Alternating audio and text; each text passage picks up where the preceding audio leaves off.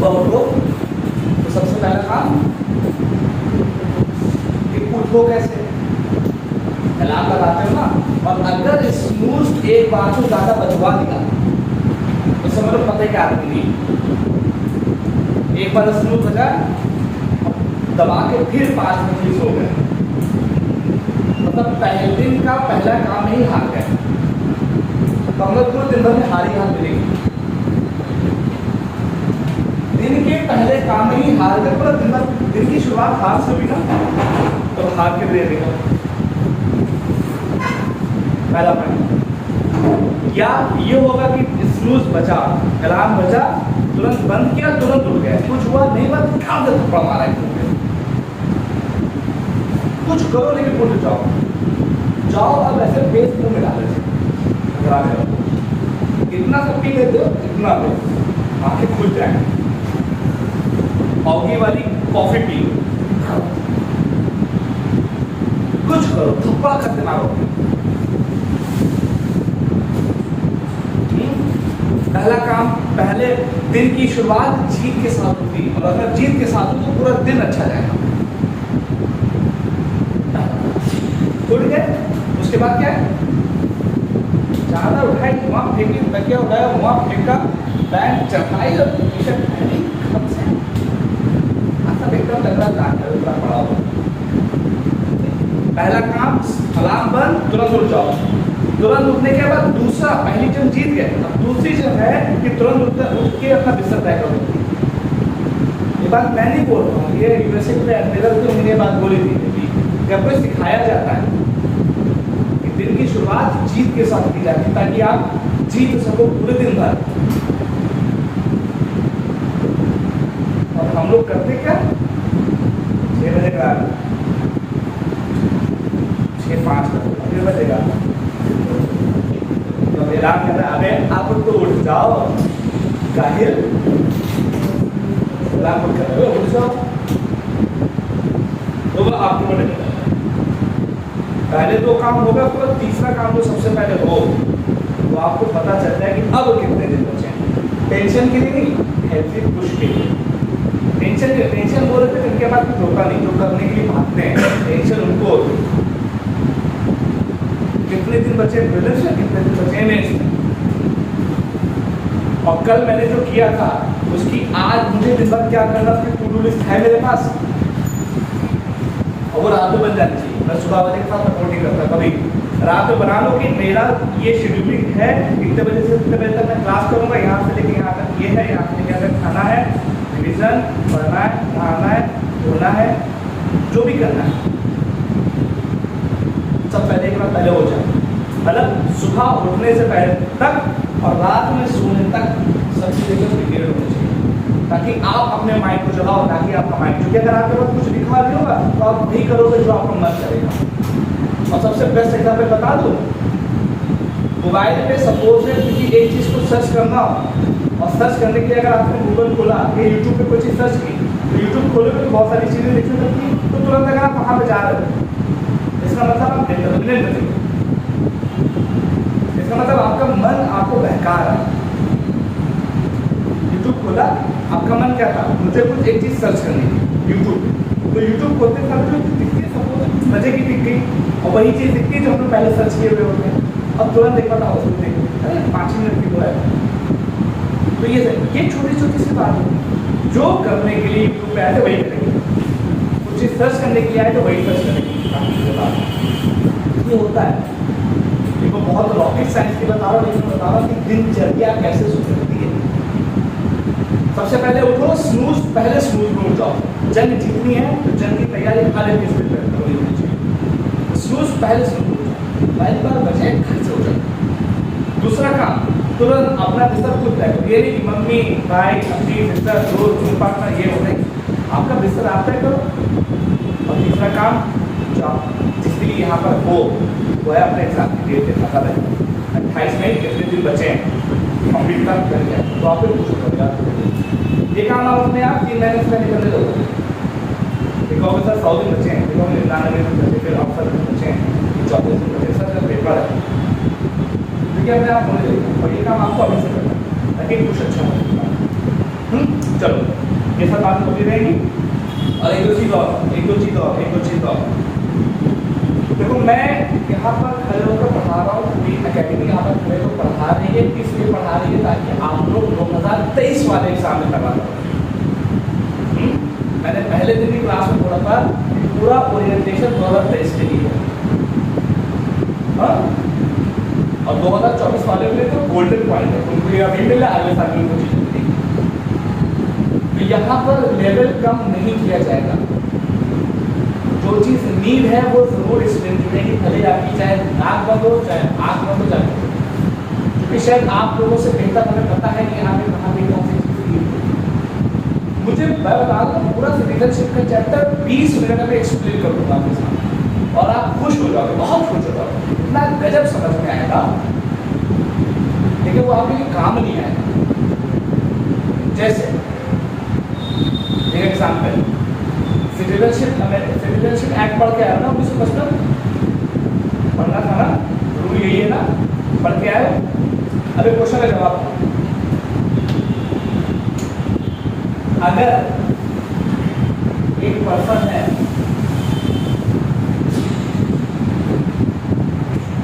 जो कि नेपाल में रहता है और उसके वो नेपाली, उसकी अम्मा पर नेपाली, उसके दादा दादी पर सब नेपाली, और वो भारत में नहीं आया कभी, भारत के मेन लैंड में कभी नहीं आया, तो क्या उसको नेचुरलाइजेशन के जरिए से, या नेचुरलाइजेशन हटा दो, उसको किसी भी तरीके से भारतीय नागरिकता मिलेगी या नहीं? बताओ।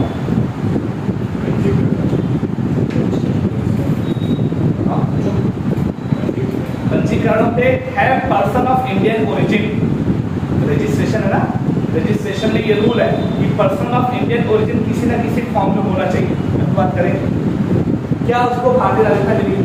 एक पर्सन जो कि नेपाली है, वो खुद नेपाली है, उसके मम्मी पापा नेपाली थे, उसके मम्मी पापा के पापा नेपाली, दादा दादी के नेपाली, क्या उसको भारतीय नागरिकता मिलेगी या नहीं? ये तो फिर पापा मिलेगी कि नहीं मिलेगी? मैंने एक बार यूज किया है, हाँ बताओ मिलेगी कि नहीं? अगर मिलेगी तो कैसे?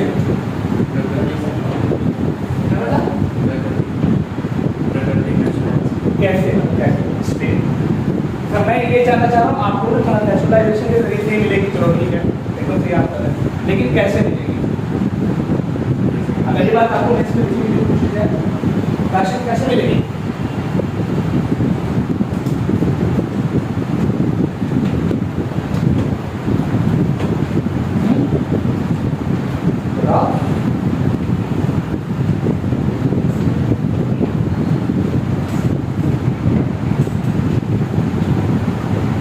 नेशनलाइजेशन की कंडीशन क्या है? कौन बता रहा है?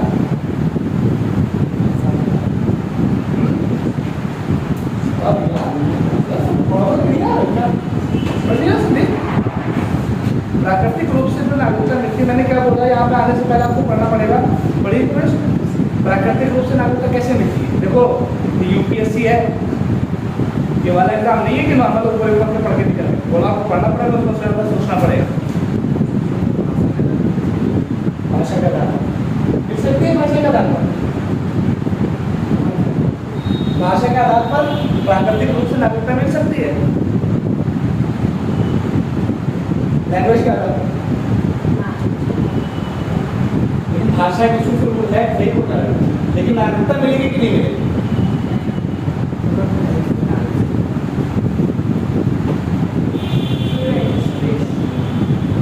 रजिस्ट्रेशन कैसे? उसके लिए पर्सन ऑफ इंडियन ओरिजिन होना चाहिए, किसी ना किसी कंटेक्स्ट में।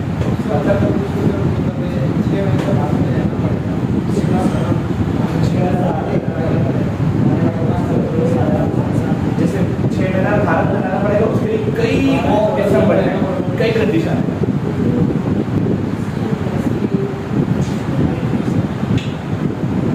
देखो मैं क्या बोल रहा हूँ, फिर से क्वेश्चन सुनो। एक पर्सन नेपाल में रहता है हमेशा से, वो खुद भी जनरली नेपाली है, उसके मम्मी पापा भी नेपाली, उसके दादा दादी भी नेपाली, वो भारत में कभी नहीं आया, भारत के मेनलैंड में कभी नहीं आया, तब भी क्या वो भारतीय नागरिक बन सकता है या नहीं? इसमें लगेगा इकोनॉमिक का कॉन्सेप्ट, ठीक है ना?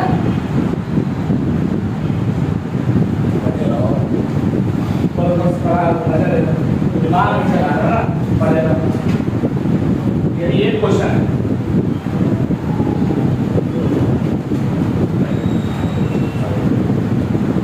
देखो हमेशा आंसर क्वेश्चन में छुपा होता है। अगर मैं जो बोल रहा हूँ तो आप कोट कर लेंगे तो भी आंसर दे सकते हो। मैं अगले से बोल रहा हूँ।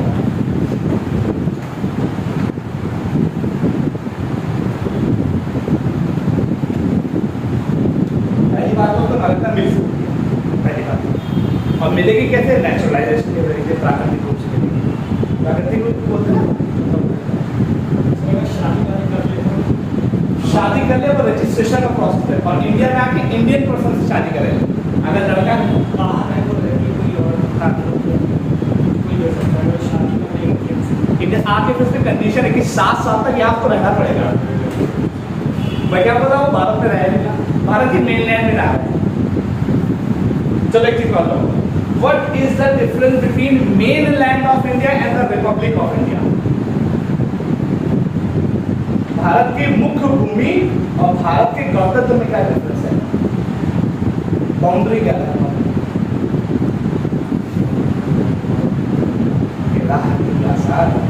मजा है यार, थोड़ा मजा नहीं ले लो, पता है? प्रेशर लियो, पढ़ना है, मजा लो, नॉट जब प्रेशर, एकदम मजा। देखो आंसर कैसे दे रहे हैं, देखो कंडीशन क्या है? नेपाली है, खुद नेपाली, अम्मा अब्बा नेपाली, दादा दादी नेपाली, भारत में कभी नहीं आया, भारत के मेनलैंड में कभी नहीं आया। हाँ ठीक, ये कंडीशन। इट मींस कि इसको बर्थ के आधार पर तो नहीं मिलेगी, जन्म के आधार पर नहीं मिलेगी, वंश के आधार पर नहीं मिलेगी, रजिस्ट्रेशन के जरिए से भी नियरली इम्पॉसिबल है।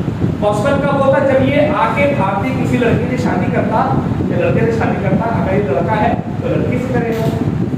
हाँ तो सब कुछ हो रहा है, छोड़ी दो, मतलब ये यहाँ पर आके शादी करे और 7 साल यहाँ पे रहना पड़ेगा। लेकिन यहाँ पे कंडीशन क्या? कभी भारत के मेनलैंड में नहीं आया। चौथा, भारत में नेपाल को एक्वायर नहीं किया, तभी नहीं मिली। 5वां बचता क्या है? नेचुरलाइजेशन, प्राकृतिक रूप से। कैसे? मैंने क्या बोला कि भारत के मेनलैंड में नहीं आया, लेकिन टेरिटरी ऑफ इंडिया में तो आ सकता है वो। और टेरिटरी ऑफ इंडिया, भारत का एम्बेसी कहाँ कहाँ है? हर कंट्री में। और एम्बेसी किसका अधिकार क्षेत्र होता है? इंडिया का। और इंडिया की एम्बेसी में ये जाके जॉब नहीं कर सकता। और नेचुरलाइजेशन में 14 साल की क्या कंडीशन है कि एप्लीकेशन फाइल करने से पहले 12 महीने वो भारत की या भारत के मेनलैंड में कहीं पे रहा हो या भारत गवर्नमेंट की सर्विस की हो, वहां रह के इंडियन एम्बेसी में काम के भारत गवर्नमेंट की सर्विसेज कर सकता है। और हो सकता है वही सर्विस करते करते उसको 14 साल हो गए हो।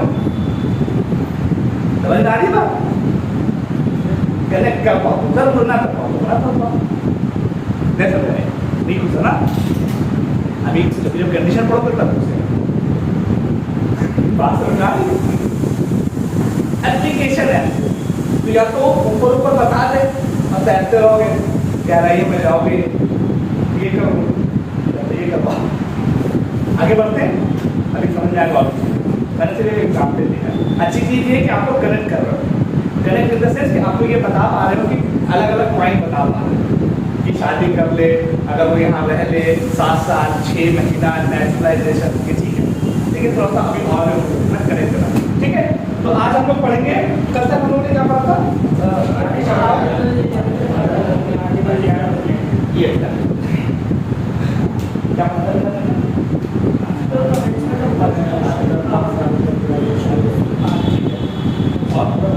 देखो कल हमने पढ़ा था कि नागरिकता होती क्या है?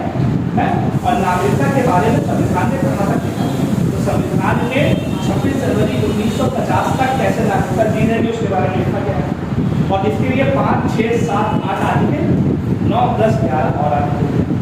अब 26 जनवरी 1950 के बाद किसी को भी कैसे नागरिकता दी जाएगी इसके बारे में आर्टिकल 11 ने पावर किसको दे दी थी?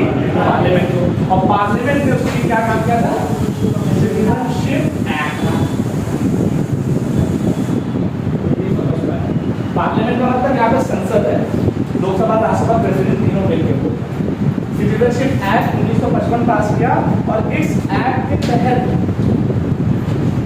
कैसे नागरिकता दी जाएगी, हाँ कैसे कैसे गेन करेंगे नागरिकता और कैसे लूज करेंगे, मतलब कैसे नागरिकता आपको मिलेगी और कैसे नागरिकता से छीन जाएगी। 1950 से लेकर 1955 के बीच वो भी प्रोसेस क्या है, जब तक ये चीजें लागू नहीं है तब तक आपका क्या है वो वाला प्रोसेस चल रही है, क्योंकि तब तक नागरिकता दे दी गई है। और अगर कुछ चीजों में चेंज किया होगा तो भारतीय पार्लियामेंट को पावर है कि वो रिट्रोस्पेक्टिवली लॉ भी क्रिएट कर सकती है। रिट्रोस्पेक्टिव का मतलब डेट आज है लेकिन पुरानी डेट से जाके आपको फैसला दे सकते हैं। क्रिमिनल केसेस में ये सिर्फ नहीं होता, आगे बढ़ेगा तो मतलब जैसे आज तारीख क्या है, जैसे मैं आपका हाथ तोड़ूं तो आज हाथ तोड़ने की सजा है मान लो 6 महीना कैद, लेकिन अब मैं आपको गुस्सा आ जाऊँ मैं आपका हाथ तोड़ूं, लेकिन कानून क्या कहता है आज के हिसाब से कि आपको 6 महीने की जरूरत है, लेकिन सरकार के पास पावर है कि वो पीछे जाके बदल दे उसका, तब आपको कहते हैं कि हाँ तुमने पहले किया था तो उसकी सजा हम आपको 1 साल की दे रहे हैं। तो ये प्रोसेस होता है, इसके बारे में आगे बात करें प्रोग्राम में, क्योंकि थोड़ा डिफिकल्ट कॉन्सेप्ट है, ये आगे है। और एक चीज़ और, यूट्यूब से बचने, यूट्यूब पे उन चैनल पे जाने से बचना कि जो आपको ऊपर ऊपर चढ़ा रहे हैं।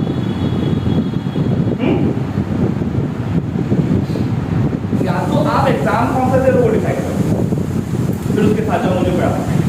लेकिन अगर यूपीएससी का देने जा रहे हो तो थोड़ा कंटेंट ध्यान रखना, जब आपको ऊपर ऊपर का चढ़ा देगा फिर आप उसी में खुश हो जाओगे कि आर्टिकल के 5 तरीके, खाली वो बताएगा 5 तरीके ये होते हैं और उसका एक्सप्लेनेशन नहीं देगा, फिर आपको ऑपरेशन सर्च के बारे में भी नहीं बताएगा कि ऑपरेशन सर्च लाइट क्या था। तो यूट्यूब के उन चैनलों से आपको बचना है, ध्यान रखना ये बात, बहुत ज़्यादा ध्यान रखना, ठीक है। तो कितने तरीके से आपको नागरिकता मिलेगी 26 जनवरी 1950 के बाद और कितने तरीके से हमारी नागरिकता जाएगी उसके बारे में प्रोविजन किया जा रहा है। तो कितने तरीके से नागरिकता मिलती है, 5 तरीके। पहला है बाई बर्थ, मतलब कि जन्म के आधार पर। नंबर 2 है डिसेंट के आधार पर, मतलब कि वंश, मतलब कि मूल के आधार पर। नंबर 3 रजिस्ट्रेशन या पंजीकरण। नंबर 4 है नेचुरलाइजेशन, मतलब कि प्राकृतिक रूप से। और नंबर 5 है एक्विजिशन ऑफ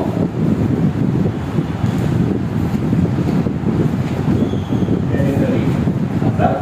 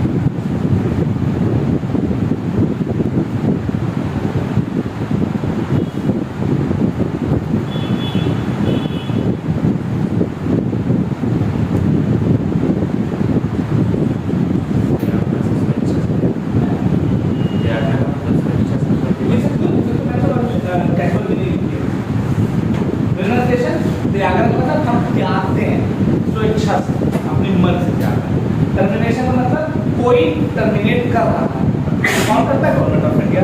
और ये जो डेप्रिकेशन है मतलब कि हम कर ही देंगे, तुम्हारी कंपलसरी तुम्हारी सिटीजनशिप का समापन करेंगे। अभी हम अभी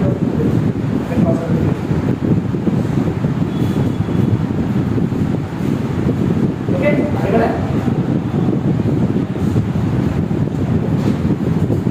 ओके फिगर आउट हो गया, अब चलेंगे करते हैं। और एक चीज और भी है देखना, फिलहाल आपका क्वेश्चन था कि सर 26 जनवरी 1950 से लेके 1955 को ये लागू हुआ। तो मैंने क्या बोला कि लॉ बन गया है लेकिन रूल्स एंड रेगुलेशन लागू कब हुआ? 1955 से। तो ये जो 20 का 5 साल तो रेट्रोस्पेक्टिवली कौन कर सकता है? पार्लियामेंट के पास ये पावर है कि वो किस तरीके से मैनेज कर रहा है। लेकिन 26 जनवरी 1950 तक पूरा प्रोविजन, उसके बाद से कैसे होगी उसके लिए रूल्स कब लागू हुए? 1955। और चूंकि जब नागरिकता ली जाती है दी जाती है तो एक लंबा प्रोसेस है, ऐसा नहीं कोई पर्सन आया तुरंत उसको नागरिकता दे देंगे, बड़ा तीन ठाम होगा, डिपेंड करता है उसके साथ कंडीशन है ना। अभी देखिए तो ये हो गया। अब इसको मिटा के एक एक चीज को हम लोग क्लियर से देखते हैं।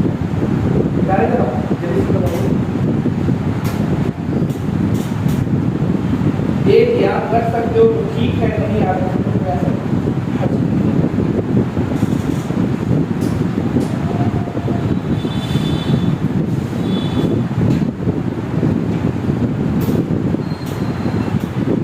हो गया।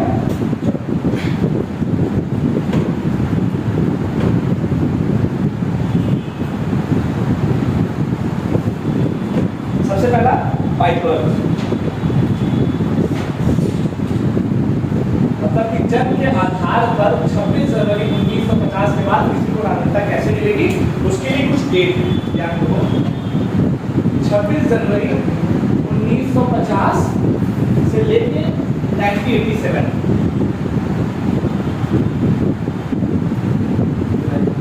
और जुलाई 1987, इस बीच में अगर कोई भी पर्सन भारतीय नागरिकता पाना चाहता है या भारत में कोई भी पैदा हुआ होगा, कोई भी पैदा हुआ, अब उसके अम्मा पर चाहे कहीं के भी, अगर इस डेट के बीच में कोई भी पैदाइश भारत में हो रही है, ये बात डिफाइन ही नहीं करेगी कि उसके माँ बाप कहाँ थे, वो भारतीय नागरिक हो जाएगा। ये रूल था। अब होता क्या था कि 1987 आते आते ये जो देश का बंटवारा हो चुका है, इवन बांग्लादेश भी अलग बन चुका है। कुछ भी हो कंडीशन तो क्या अब सपोज है होता क्या था, इसका लोग मिसयूज करते हैं। जैसे बांग्लादेश है, अब उसके बॉर्डर हमारे साथ बड़े पोरस टाइप, तो वो एंट्री ली इंडिया में मिले और इंडिया में आके उनकी न्यूबॉर्न बेबी की पैदाइश हो गई। इस वजह से पॉपुलेशन का इन्फ्लक्स हो रहा था 1987 तक, जिसको देखो वहाँ बांग्लादेश वाले बगल आजू बाजू, तो यहाँ कुछ था उनके मम्मी पापा कहीं के भी कोई इशू, यहाँ पे पैदा हो गया, इस दौरान आप भारत में नागरिक हो जाएंगे, चल गया। लेकिन जब ये देखा गया तो इसको चेंज किया गया। कब चेंज किया गया? जुलाई 1987 से लेके 2004। अब क्या कंडीशन कि इस पर्टिकुलर डेट के बाद जुलाई 1987 से लेके 2004 के बीच में अगर कोई बच्चा पैदा होता है तो उसके लिए कंडीशन क्या है कि उसके एक पेरेंट भारतीय होना चाहिए। इससे पहले क्या था? कोई कंडीशन ही नहीं थी। अब कंडीशन क्या होगी? अभी बता रहा हूँ दूसरी कंडीशन। तो डिसीजन क्या था फादर के लिए? यहाँ पे क्या है कि एक parent, either of his parent. यहाँ पे क्या है? Either of his parent. तो आप बोलिए वो डिसीजन क्या था?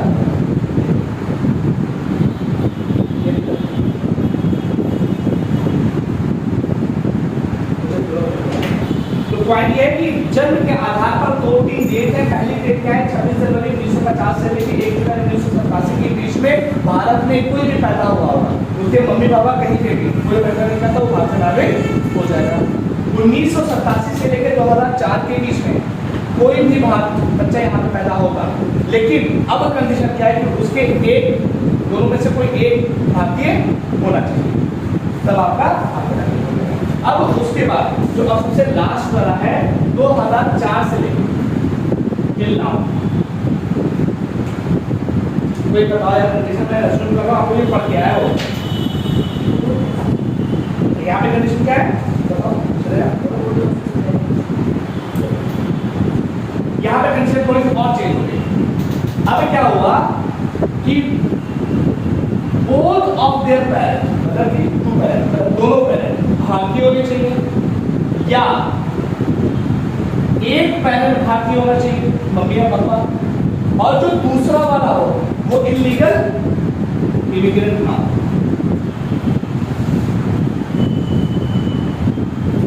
ये लिख लो बराबर क्या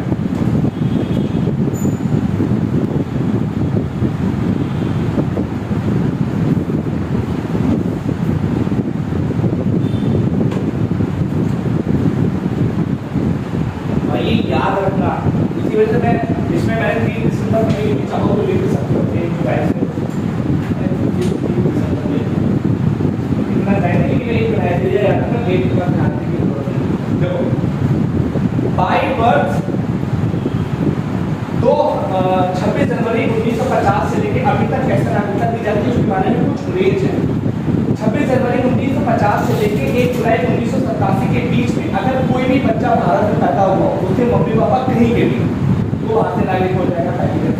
इसकी वजह से थोड़ी दिक्कतें आई, अननेसेसरी में बाहर के लोग आते थे जैसे बांग्लादेश वाले समझ। अब वो आगे आगे भारतीय नागरिक के बच्चे पैदा हुए। इस प्रॉब्लम को सॉल्व करने के लिए 1 जुलाई 1987 से लेकर 3 दिसंबर 2004 के बीच में एक अमेंडमेंट किया गया था। 8 बार 9 बार अमेंडमेंट हो चुका, उन्हीं अमेंडमेंट में से एक है 1985 वाला। उसके तहत ये बोल दिया गया कि अब दोनों पेरेंट्स में से कोई एक पेरेंट या माँ या बाप क्या होना चाहिए, भारतीय होना चाहिए। इसके बाद भी प्रॉब्लम सॉल्व नहीं। तो क्या हुआ कि 2004 से लेके अभी तक जो अब प्रोविजन है कि भारत में कौन सा बच्चा जन्म नागरिकता पाएगा उसकी कंडीशन क्या है, या तो दोनों पेरेंट उसके भारतीय हो, दोनों पेरेंट, या तो उनका एक पेरेंट भारतीय है। अगर एक पेरेंट भारतीय है मतलब मम्मी या पापा कोई भी एक, तो दूसरा वाला जो है वो इलीगल माइग्रेंट या इमिग्रेंट नहीं होना चाहिए। इसका मतलब क्या होता है, ऐसा पर्सन जो गलती से नहीं मतलब कि बिना पासपोर्ट के भारत में आया हो, बिना वीजा के भारत में आया हो, और अगर जितने टाइम के लिए वो भारत में आना था उसके बियॉन्ड वो रह रहा हो। जैसे मान लो सपोज है, जैसे हम लोग कहाँ है, हमारे पास पासपोर्ट है इंडिया का, हम दुबई में जाते हैं तो वीजा लेके रहते हैं ना 2 साल तक रहेंगे। इसी तरीके से अगर कोई बाहर से भारत में आ रहा है तो पहले तो वीजा लेके आए, साथ में उसके पास जो वीजा की ड्यूरेशन है उस ड्यूरेशन तक ही रहे। अगर उसके बियॉन्ड वो रह रहा है तो भी हम उसको इलीगल माइग्रेंट मानते हैं। वो एग्रीमेंट होता है, ऐसी कई कंट्री के साथ हमारा इशू। तो हमारे क्या ओपन बॉर्डर है वो अलग होता है, लेकिन इलीगल इमिग्रेंट की जो कंडीशन टर्म्स एंड कंडीशन बताई जाती है वो ये बताती है कि आप वैलिड पासपोर्ट के साथ हो, पहली कंडीशन। अगर नहीं है आपके पास इसका मतलब तुम आप धोखाधड़ी से इलीगली हमारे क्या है, पहली कंडीशन। दूसरी कंडीशन प्रॉपर वीजा के साथ आप, प्रॉपर डॉक्यूमेंट के साथ आप, और अगर उस डॉक्यूमेंट में जो डेट डिफाइन की तुम कितने दिन तक यहाँ पर रह सकते हो उसके बियॉन्ड रह रहे हो तो आपको इलीगल माइग्रेंट समझा जाएगा और आपको बाय बर्थ यहाँ पर सिटीजनशिप नहीं मिलेगी। ये कुछ कंडीशन है। अब यहाँ पे एक दो चीज और नहीं है, एक्सेप्शनल केसेस। अब इंडिया में होता क्या है, वो कुछ फॉरेन डिप्लोमेट रहते हैं। जैसे अब अमेरिका की एक एम्बेसी भारत में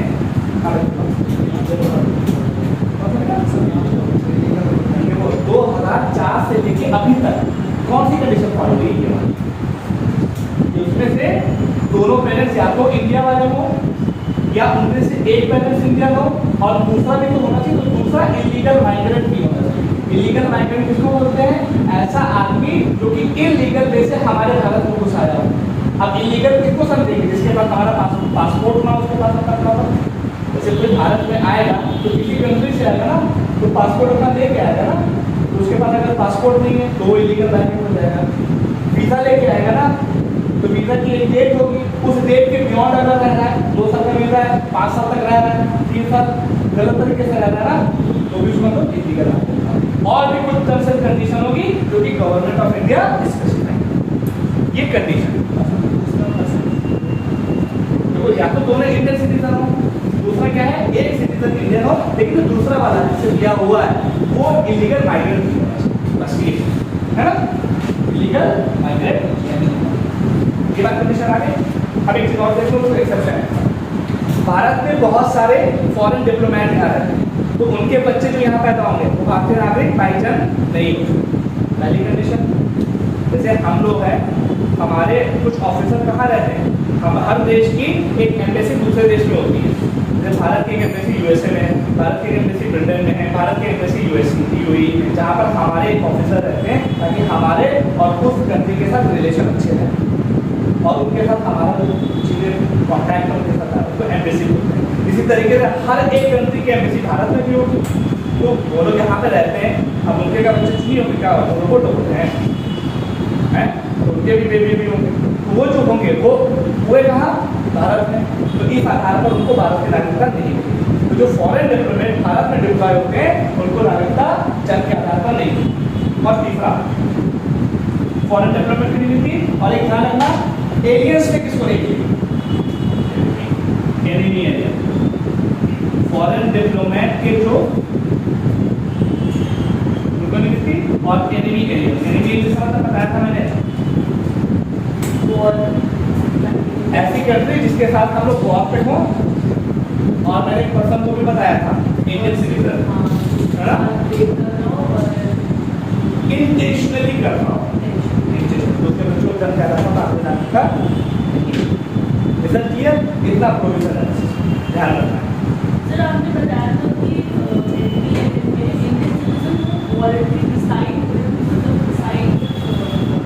वॉलंटरी नहीं, इंटेंशनली वर्किंग विद द,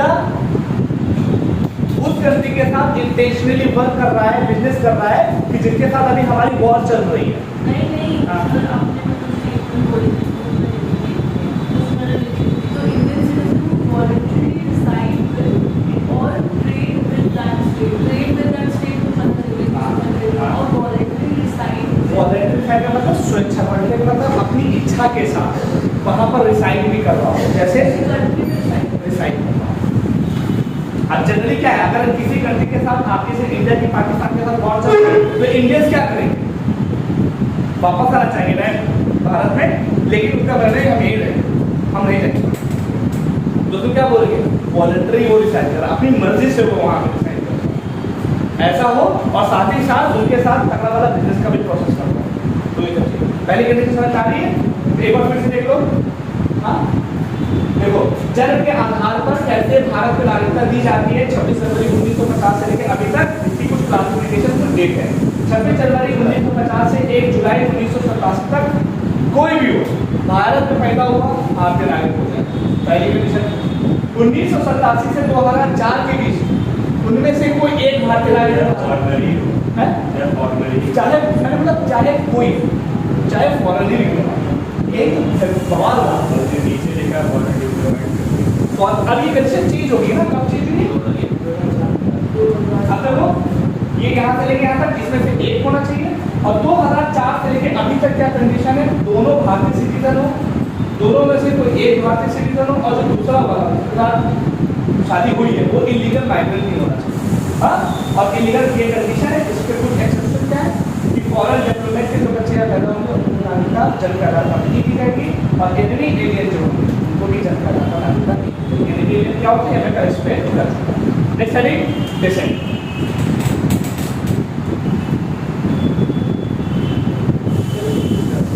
बस ये सिंपल सा बात है,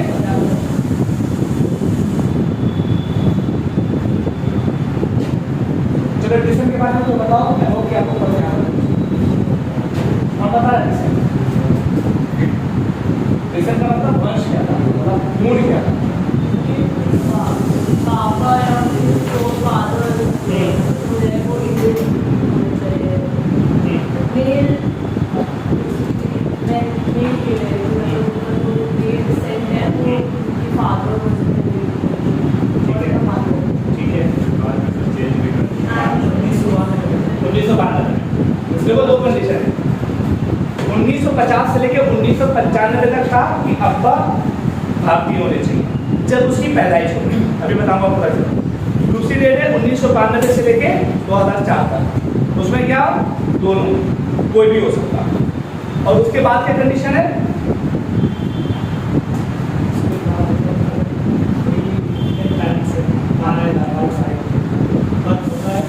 सबसे पहले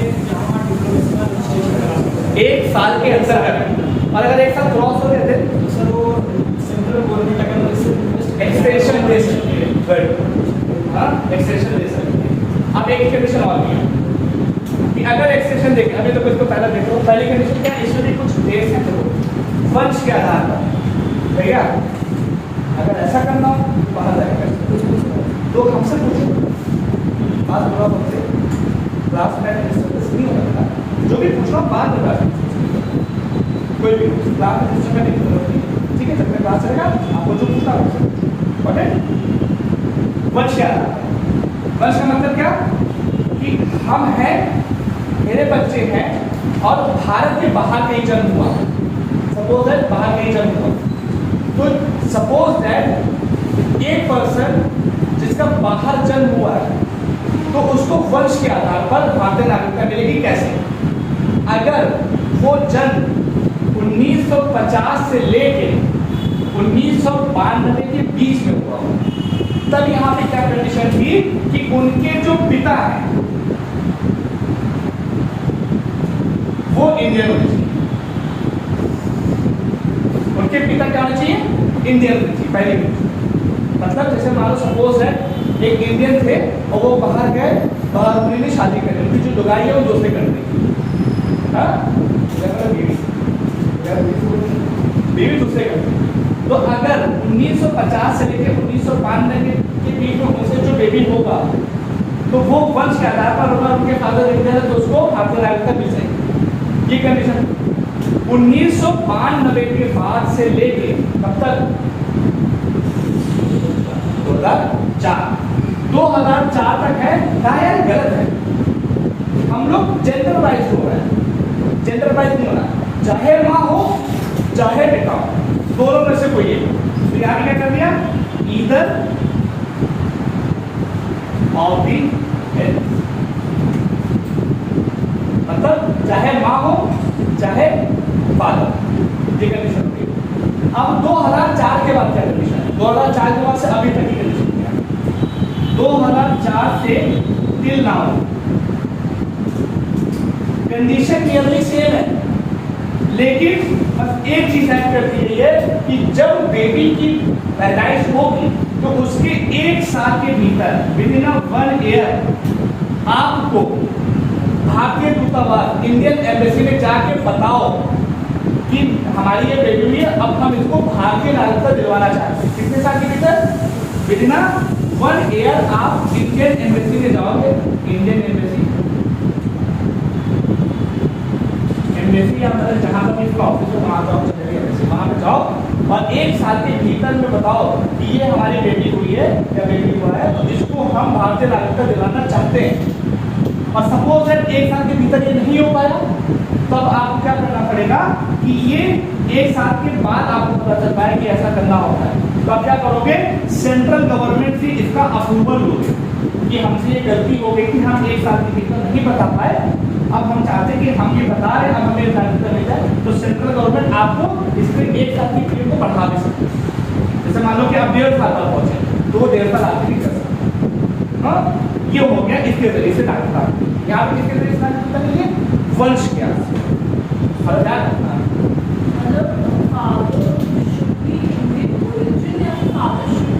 should be Indian. Indian origin का मतलब क्या है, अभी देखो यहाँ पर कंडीशन क्या है कि अभी जो 26 जनवरी 1950 के बारे में बात होती है, तो 26 जनवरी 1950 के बाद अगर इंडियन ओरिजिन की बात होगी तो उसमें पाकिस्तान में तो कहीं ना नहीं हो सकता है। तो देखो मैं कंडीशन यहाँ पे एकदम एग्जैक्ट साथ लिखी हुई है कि at the time of his और हर बर्थ फादर इंडियन होने चाहिए। Father at the time of birth मतलब उस बच्चे की जो पैदाइश हुई है उस समय जो फादर है वो भारतीय होने चाहिए। दूसरी वाली कंडीशन में जब दोनों को बता दिया, कोई भी दोनों में से कोई उसके जन्म के टाइम भारतीय होने चाहिए, ये नहीं कि ओरिजिन उस समय भारतीय होने चाहिए। और तीसरी वाली कंडीशन में क्या है, भारतीय हो लेकिन आपको 1 साल के अंदर उसका रजिस्ट्रेशन करवाना पड़ेगा, और रजिस्ट्रेशन करवाने के बाद जब रजिस्ट्रेशन हो जाए तब आप बताओगे कि ये जो बच्चा हुआ है ये भी भारतीय नागरिक ही होना चाहता है। और अगर आप 1 साल के भीतर नहीं बता पाए तो आपको सेंट्रल गवर्नमेंट से एक अप्रूवल लेना पड़ेगा वो क्या अप्रूवल होगा कि हमसे गलती हो गई, हम एक साल के भीतर नहीं बता पाए और हमारा टाइम थोड़ा सा बढ़ा दी, तो सेंट्रल गवर्नमेंट अप्रूवल देगी। अब सपोज जिस बच्चे का यहाँ पर रजिस्ट्रेशन हो रहा है वो अभी है माइनर चाइल्ड।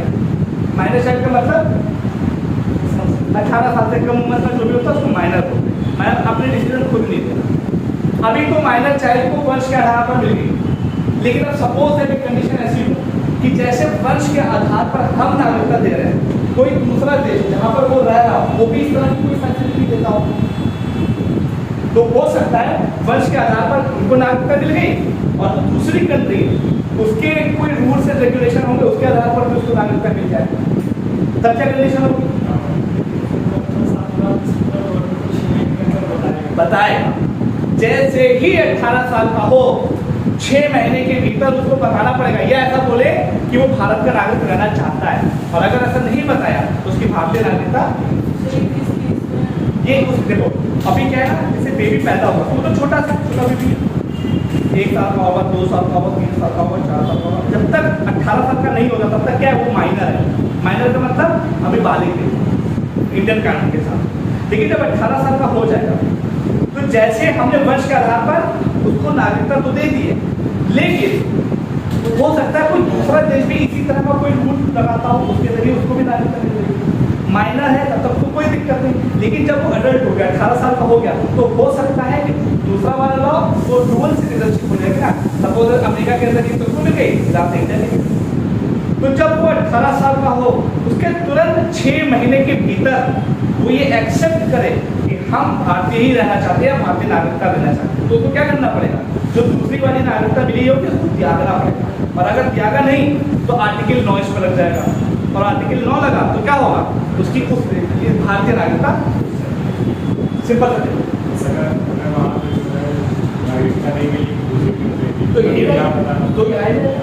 तो कोई कंडीशन ही नहीं है। ये कंडीशन तब स्टार्ट हो रही है कि अडल्ट होने के बाद अगर कोई केस ऐसा हुआ है कि उसको डिसेंट के आधार पर या बर्थ के आधार पर नागरिकता मिल जाए। इन केस अगर नहीं हुआ है तो फिर बताने की ऐसा कोई जरूरत नहीं, लेकिन चाहे तो लेकिन सकते। अब देखो कहाँ रह रहा है, अमेरिका का केस किया था तो अमेरिका में रह रहा है, तो अमेरिका में या तो सेंट्रल गवर्नमेंट से बताएगा, तो सेंट्रल गवर्नमेंट से दिल्ली बताना थोड़ी ना आएगा, वही एम्बेसी में जाएगा क्या करेंगे या वो उस ऑफिस चला जाएगा जिसको सेंट्रल गवर्नमेंट ने इस काम के लिए अपॉइंट किया। सिंपल सा समराइज करें, समराइज करने में क्या है, एक पर्सन को वंश के आधार पर, वंश का मतलब कहते हैं मेरा खून है, तो इसमें भी कुछ चीजें हैं। अगर एक कोई पर्सन ऐसा है कि जो कि भारत के बाहर कहीं पैदा हुआ, सपोज अमेरिका में पैदा हुआ, हाँ, और वो 1950 से 1992 के बीच में पैदा हुआ, तो उस समय रूल क्या था कि उसमें से अगर उसके पिताजी भारतीय होंगे तो उसको वंश के आधार पर नागरिकता मिल जाएगी। तो ये 1992 में कहा गया जेंडर डिस्क्रिमिनेशन है, मतलब कि जो लिंग है उसके साथ आप भेदभाव करते हो, लड़की को क्यों नहीं लगता है। तो इस बात को खत्म करने के लिए 1992 से लेकर 2004 तक क्या प्रोसेस किया गया कि दोनों में से कोई भी, चाहे माँ हो चाहे पिता हो, उसकी बर्थ के समय भारतीय होनी चाहिए। ध्यान रखना, उसकी बर्थ के समय भारतीय होनी चाहिए। इसके बाद क्या हुआ, 2004 से अभी तक का रूल क्या है, 2004 से अभी तक का रूल ऊपर ही वाला है, दोनों में से कोई एक भारतीय होना चाहिए। लेकिन कंडीशन क्या है कि उन दोनों को जो भी है उसको इंडियन एम्बेसी या उस ऑफिस में जाकर बताना पड़ेगा कि ये हमारा बेबी हुआ है और हम इसको भारतीय रखना चाहते हैं। और अगर एक साल के भीतर नहीं बता पाया तो सेंट्रल गवर्नमेंट को इन्फॉर्म करना पड़ेगा कि हमारा जो इसको टाइम 1 साल था वो एक्सटेंड हो गया है, हमें थोड़ी रियायत दीजिए, तो वो रियायत दे देंगे। अब इसके बाद कंडीशन जैसे मैंने बताई थी कि एक कंडीशन हो जाती है कि मान लो कि ये जो बच्चा है इसको भारत की तरफ से वंश के आधार पर नागरिकता मिल रही, हो सकता है अमेरिका में बर्थ के आधार पर उसको नागरिकता मिल जाए। तो अगर ऐसी सिचुएशन हो रही है कि उसके पास 2 नागरिकता आ रही है, तो जैसे ही वो अडल्ट हो 18 साल का हो उसको जाके भारतीय अथॉरिटी या एम्बेसी या गवर्नमेंट को बताना पड़ेगा क्या हो गए, और 6 महीने के भीतर अडल्ट होते ही 6 महीने के भीतर उनको बताना पड़ेगा कि भैया हम भारतीय नागरिक रहना चाहते हैं। कैसे होगा, तो वहाँ की नागरिकता छोड़नी पड़ेगी, और अगर उसने वहाँ की नागरिकता नहीं छोड़ी तो एज पर आर्टिकल 9 एक भारतीय 2 देशों का नागरिक नहीं हो सकता, उसकी भारतीय नागरिकता छोड़ी। ये है डिसेंट। कोई डाउट एनीवन? अब ये इंपॉर्टेंट है, ये बहुत ईजी है प्रोसेस। अब ये जो बोलने जा रहा हूँ ये बहुत important है। नया है पंजीकरण या रजिस्ट्रेशन का नाम। अब देखो मैं इसके अंदर सारी कंडीशन लिखूंगा नहीं, मैं बोल दूंगा और आप लोगों को उसको लिखना है। इसमें लिखने में बहुत समय चल जाएगा, मैं बोल दूंगा सब एक्सप्लेन कर दूंगा। कई कंडीशन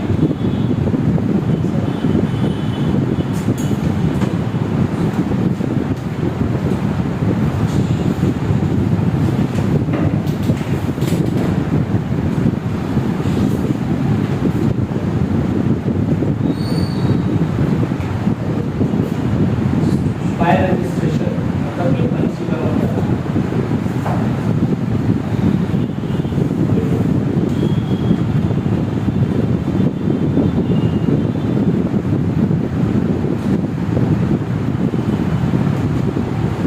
अब यही जो लाइन बोले जा रहा है यही डिफरेंस है रजिस्ट्रेशन और नेशनलाइजेशन। देखो एक ऐसा पर्सन जो भारतीय नागरिक बनना चाहता हो लेकिन वो इलीगल माइग्रेंट ना हो, ऐसा पर्सन ऐसा व्यक्ति जो भारतीय नागरिक बनना चाहता हो, इसका मतलब भारतीय नागरिक अभी नहीं है, ये बात है। भारतीय नागरिक बनना चाहता हो लेकिन इलीगल माइग्रेंट नहीं होना चाहिए। इलीगल माइग्रेंट के बारे में मैंने बताया आपको, इलीगल माइग्रेंट किसको कहते हैं। और ये कॉन्सेप्ट एक चीज और ध्यान दो कि जो हमारा सिटीजनशिप एक्ट है उसमें अभी 2019 वाले को मिला के 9 बार अमेंडमेंट हुआ है। कब कब हुआ? कब हुआ?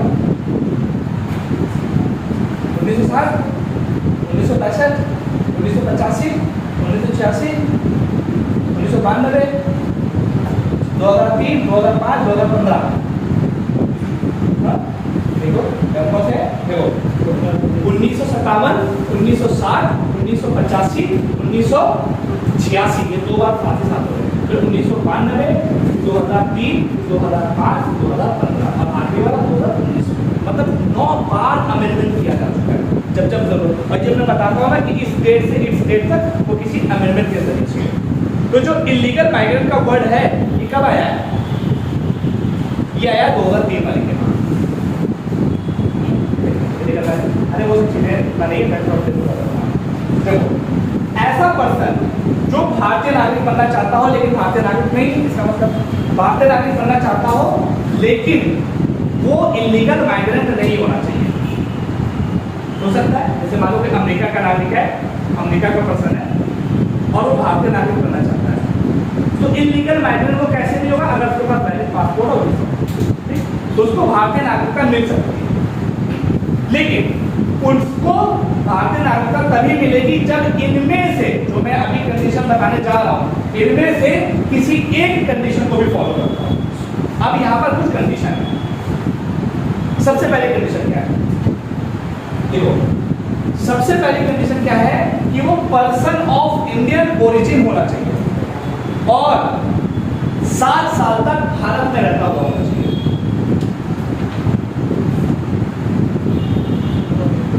देखो पहला कंडीशन क्या है? पर्सन ऑफ इंडियन ओरिजिन होना चाहिए और जब वो एप्लीकेशन को फाइल कर रहा है, रजिस्टर करवा रहा है, उससे 7 साल पहले तक भारत में रहता हुआ होना चाहिए, ऑर्डिनरी रहता होना चाहिए। इसका मतलब ये नहीं कि 7 साल रेगुलर रहता हो, आता रहता हो जाता है 7 साल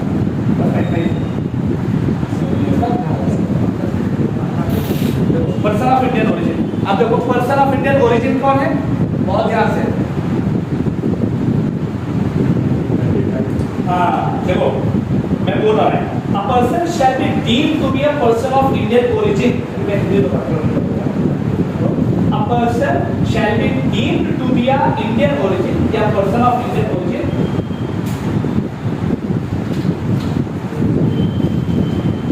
ठीक है if he or either of his parents was born in undivided India and या इसके अलावा such territory which became part of India after 15th of August 1947। देखो ऐसा पर्सन जो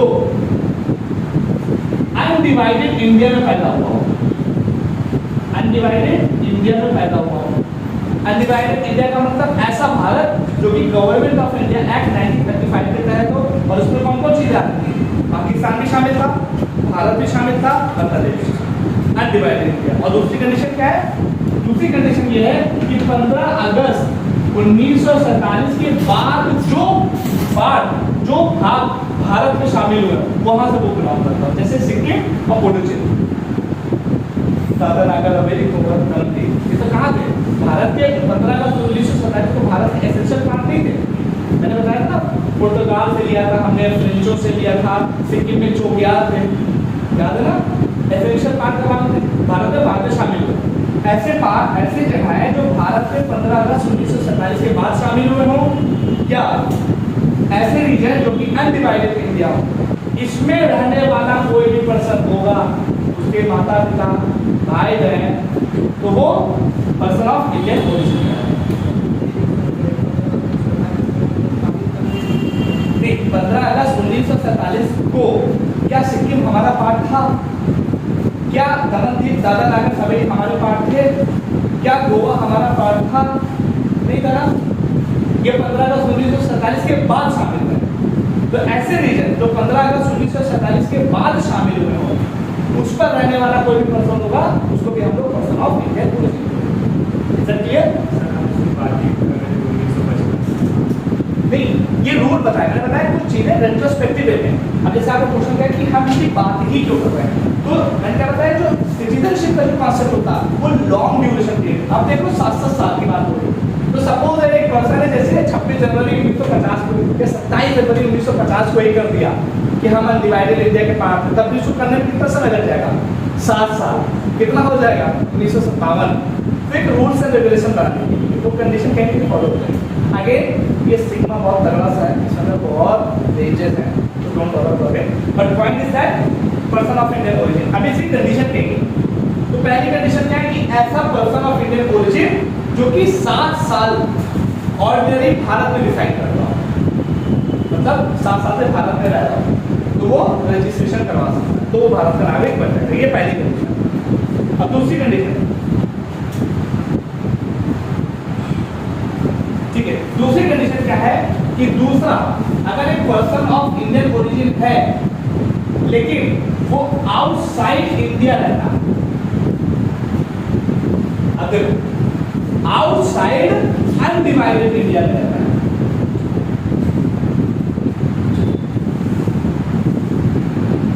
देखो आउटसाइड अनडिवाइडेड मतलब ना तो भारत में रहता है, ना तो बांग्लादेश में रहता है, ना तो पाकिस्तान में रहता है, ये जो अनडिवाइडेड पार्ट है ना, ऐसा पर्सन, वो पहले कंडीशन क्या है? ऐसा पर्सन ऑफ इंडियन ओरिजिन जो भारत में ही रहता है।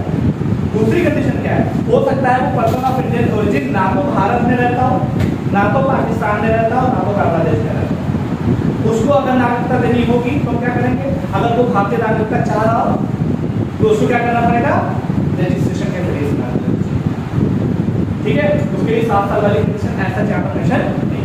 ध्यान रखना क्या है, लेकिन ध्यान रखना पाकिस्तान और बांग्लादेश में रहता हूँ, आउटसाइड इंडिया में नहीं बोल रहा, मैं बोला आउटसाइड अनडिवाइडेड इंडिया। और अनडिवाइडेड इंडिया में क्या? बांग्लादेश, पाकिस्तान और भारत तीनों चीजें आपने कहा कि नहीं, ये कंडीशन है, सिंपल सी लॉजिक है, बेटा क्लियर है बात नहीं? वो नहीं है कि 7 साल रहना है। देखो अगेन देखो, ऑर्डिनरी रेसिडेंस कहीं और रह रहा हूँ, जैसे यहाँ पे ऑर्डिनरी रेसिडेंस का मतलब क्या है कि भारत में रह रहा हूँ, अगर पर्सन ऑफ इंडियन ओरिजिन और भारत में ही रह रहा हूँ तो उसके लिए 7 साल कंडीशन, इसके लिए ऐसा 7 साल कंडीशन नहीं है, इनके लिए नॉर्मल सा प्रोसेस। बट ये है कि अनडिवाइडेड इंडिया के बाहर रह रहा हूँ, पाकिस्तान, भारत, बांग्लादेश के बाहर, हो सकता है यूएसए में रह रहा हूँ, हो सकता है यूके में रह रहा हूँ, हो सकता है किसी और कंट्री में रह रहा हूँ। तीसरी कंडीशन, नॉर्मल इनको मिल जाएगी, लेकिन अब उसके बाद कंडीशन जो होगी central government ministry of home affairs इसलिए रख रहे हैं, अब जो भी रखा है लेकिन रूल के अकॉर्डिंग यही है। तीसरी कंडीशन, एक पर्सन जो जरूरी नहीं है कि पर्सन ऑफ इंडियन ओरिजिन हो। तीसरी कंडीशन क्या है? एक ऐसा पर्सन, अब यहाँ पे मैं पर्सन ऑफ इंडियन ओरिजिन ही बोल रहा हूँ, एक ऐसा पर्सन जो PIO नहीं है लेकिन वो भारत में आता है और अपनी लुगाई भारत से ही बनाता है, हाँ शादी करता है। यहाँ पे मैं पर्सन बोल रहा हूँ, कोई लड़की है लड़का कोई भी हो सकता है, अगर लड़की है तो लड़का है तो मैं लुगाई लुगाई क्या था?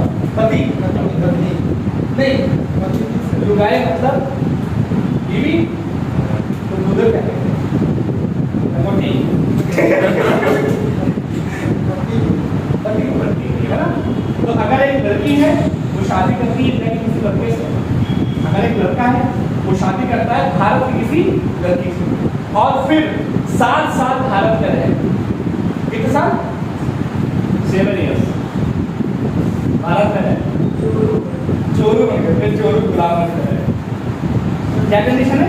ये पर्सन ऑफ इंडियन ओरिजिन नहीं है, कहीं और का है, अमेरिका का है, कर्नाटक का है, मैक्सिको नहीं, कभी भारत में आए, अपनी लुगाई बनाए और 7 साल तक चोरू गुलाम रहे, उसके बाद ही वो रजिस्ट्रेशन के जरिए से जरूरी नहीं आता जाता है।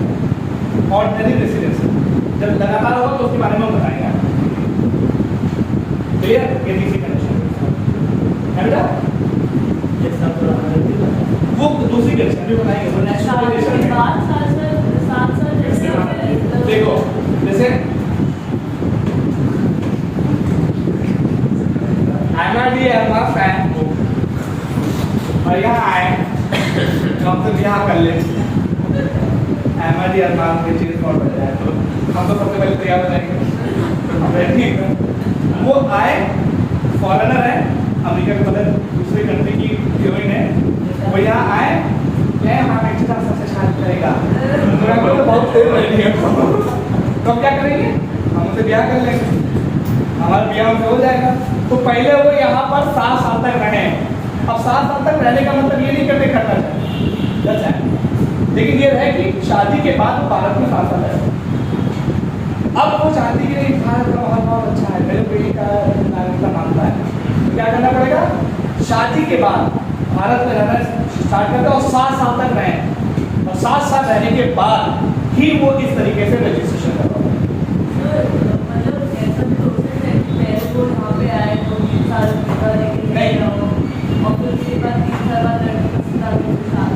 फिर 7 साल शादी के बाद इंडिया वाले क्या समझते हो? क्या हो सकता है कि 2 साल 3 साल शादी कर ले और उसके बाद शादी कर तो शादी वाले 2 साल हो सकता है, 7 साल के बाद कोई भी आए भारत आए तो कह रहे हैं अच्छा है, और फिर शादी करे 7 साल रहे, उसके बाद रजिस्ट्रेशन कर तब काट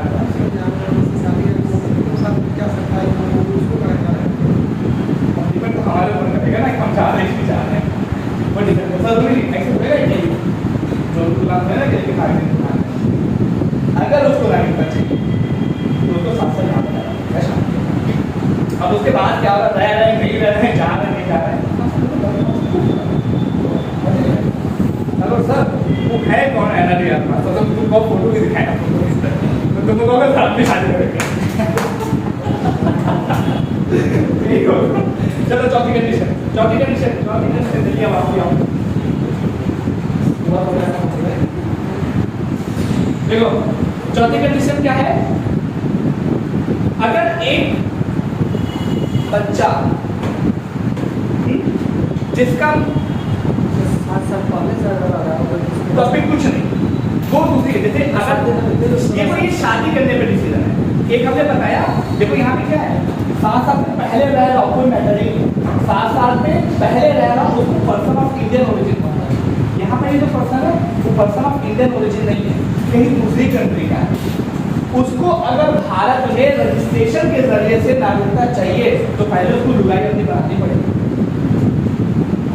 नहीं सकते, जैसे 2 कंडीशन है, भारत में 2 तरह के लोग रह सकते हैं, या तो पर्सन ऑफ इंडियन ओरिजिन वाले रह रहे, पर्सन ऑफ इंडियन ओरिजिन का मतलब हमने बताया कि 2 कंडीशन तो बोलो, अगर वो रह रहे तो आए और 7 साल तक रह लें, लुगाई वुगाई ना रहे, नागरिकता को मिल जाएगी।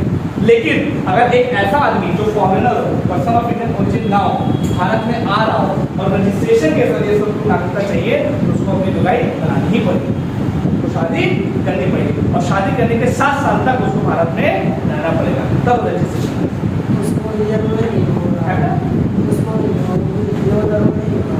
तो चूंकि वो यहाँ का है ही नहीं ना, मैंने क्या बोला पर्सन ऑफ इंडियन ओरिजिन कहाँ किसको मानते हैं, जो कि अनडिवाइडेड इंडिया का तो पार्ट रहा हूँ, बांग्लादेश, पाकिस्तान, इंडिया 1935 के आधार पर उसका पार्ट रहा हूँ, या 15 अगस्त 1947 के बाद भारत का जो पार्ट बना हो उसका पार्ट हो। ये तो उसमें से किसी में से अब अमेरिका थोड़ी ना होता हमारा अनडिवाइडेड इंडिया का पार्ट था, ठीक है। तो शादी करना जरूरी, ऐसे पर्सन को जो कि पर्सन ऑफ इंडियन नाम मुझे दिखा नहीं, तुम भी राजी हो जाओ है। आगे बढ़ते नहीं, मैं इसको और एक्सप्लेन करूंगा, ठीक है। ये कंडीशन की चौथी कंडीशन क्या है, माइनर चिल्ड्रन ऑफ पर्सन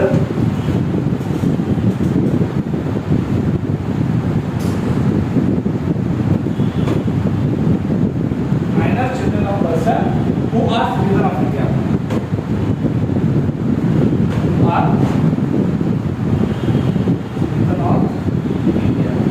ये तो वही वाली कंडीशन है, कौन वाली, डिसेंट वाली, लग रही है ना, कि अगर कोई एक ऐसा पर्सन है जो कि भारतीय है और पर्सन में लड़की और लड़का दोनों आ, कोई भी फादर या मदर कोई भी आ गया, उनका एक माइनर बच्चा है, अब वो भारतीय नागरिक होगा या नहीं होगा, तो वंश के आधार पर क्या करना, उसका रजिस्ट्रेशन करवाना पड़ता है। तो वो रजिस्ट्रेशन इसी कंडीशन में है, उसको रजिस्ट्रेशन करो। अगर वंश के आधार पर है तो साल भर के अंदर कराओ, रजिस्ट्रेशन के आधार पर है 20 रुपये के रजिस्ट्रेशन करवाना पड़ेगा।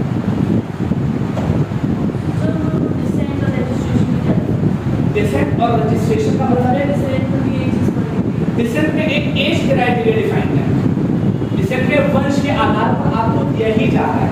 रजिस्ट्रेशन में यहाँ पर पर्सन ऑफ ऐसे पर्सन जब बर्थ और डिसेंट के आधार पर 90 to 95% लोगों को मिल जाती है, लेकिन जो बचे हुए 5 या 10% लोग हैं उनको रजिस्ट्रेशन के जरिए अभी जो सिचुएशन आ रही है, suppose that person of Indian origin हो लेकिन भारत में 7 साल से रह रहा हो, दूसरी कंडीशन क्या है, पर्सन ऑफ इंडियन ओरिजिन हो लेकिन आउटसाइड अनडिवाइडेड इंडिया रह रहा हो, दूसरी कंडीशन। तीसरी कंडीशन क्या, एक बाहर का हो कोई और भारत में आके शादी कर ले तो 7 साल तक रहे। तीसरी कंडीशन क्या है कि एक कोई बच्चा है, माइनर चिल्ड्रन है और उसके मम्मी या पापा भारतीय हैं, तो वो किस तरीके से भारत में आगे बनेगा, रजिस्ट्रेशन के जरिए। क्योंकि वो जो कंडीशन है ना कि बताना पड़ेगा, वो रजिस्ट्रेशन ही है, उसको वहाँ पे रजिस्ट्रेशन नहीं बल्कि डिसेंट के तरीके से रजिस्ट्रेशन, दोनों ऑप्शन है। या मैं ऐसा बोल सकता हूँ दोनों को एक इस केस में दोनों सिमिलर टू ईच अदर, दोनों एक ही है लेकिन खाली नाम उनके चेंज, प्रोसेस भी वही है, कंडीशन भी वही है, सेम रजिस्ट्रेशन करा।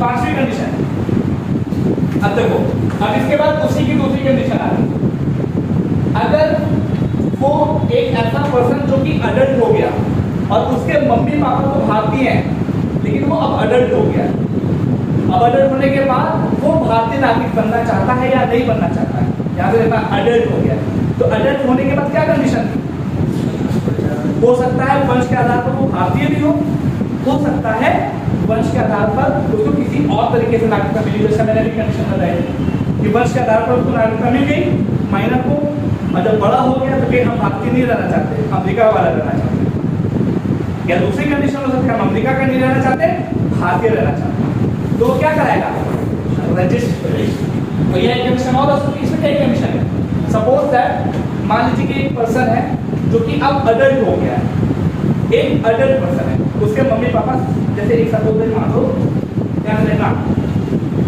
कि एक सिटीजन ऑफ इंडिया के पर्सन के उनका एक बेबी हुआ,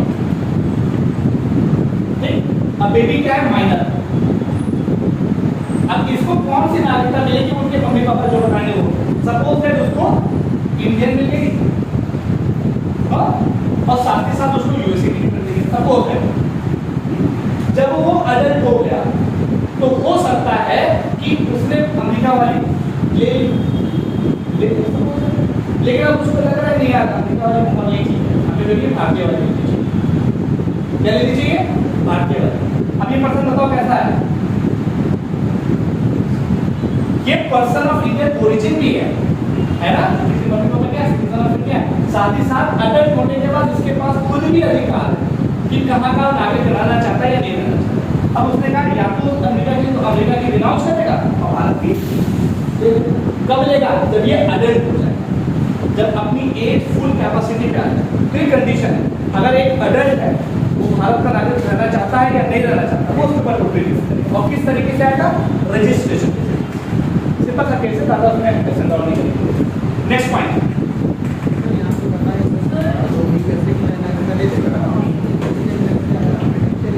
हाँ चलिए, लेकिन फिर अगर चाहे आ सकता है। अभी तो कुछ उसका अगला वाला केस इसी तरीके का है। नेक्स्ट केस है नहीं, मुझे याद है भाई, मैंने कौन सी कॉल देनी थी, आप नहीं करो तो कोई तो मैं करता हूँ, मैंने तो कर दिया क्या होगा तब?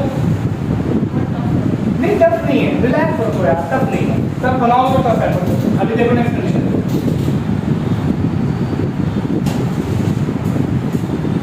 अब देखो क्या है, जो मैं बोल रहा हूँ पहले इंग्लिश में सुनो, क्योंकि सुनना पहले जरूरी है। पूरी लाइन देखो, a person of full age and capacity who or either of his parents was earlier citizen of India, citizen of independent India, not India, independent India, and is ordinarily resident in India for 12 months immediately before making an application for registration.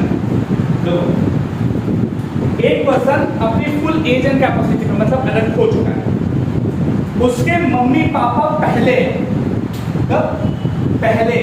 भारतीय नागरिक थे, इसका मतलब अब नहीं है, पहले भारतीय नागरिक थे अब नहीं है, लेकिन लड़का अडल्ट हो चुका है, वो पर्सन अडल्ट हो चुका है और वो चाह रहा है कि जाके भारत की नागरिकता ले। तो क्या करना पड़ेगा उसको? भारत में जाए, 12 महीने तक रहे, उसके बाद एप्लीकेशन पाए। कैसे बोल रहा हूँ, अगर एक अडल्ट पर्सन है जो कि अपनी फुल एज और कैपेसिटी पे है, तो उसके मम्मी पापा पहले भारतीय नागरिक थे, अब नहीं है। अब वो लड़का अडल्ट हो चुका है, अब वो अडल्ट हो चुका है और वो चाहता है कि भारतीय नागरिकता लें, तो क्या करना पड़ेगा? जाओ भारत, 12 महीने भारत में रहो, उसके बाद रजिस्ट्रेशन करवाओ, भारतीय नागरिकता पाओ, और फिर बनाओ। हाँ, नहीं समझ पाया? पेपर भूल है भाई, देखो देखना पड़ेगा, कंडीशन कैसे हटाओ, ठीक है? देखो इसी तरह पहले पढ़ के आओ, नहीं पढ़े ना? अब देखो तुम लोग क्या चाहते क्या ना कि लोली पोली सिर्फ पता मिल जाए, लॉली पोली मिले टॉपिक में खा, अब ऐसे कहाँ बनता है? चीज़ें करनी बड़ी अच्छी, थोड़ा समझना पड़ेगा कहना क्या चाहता है।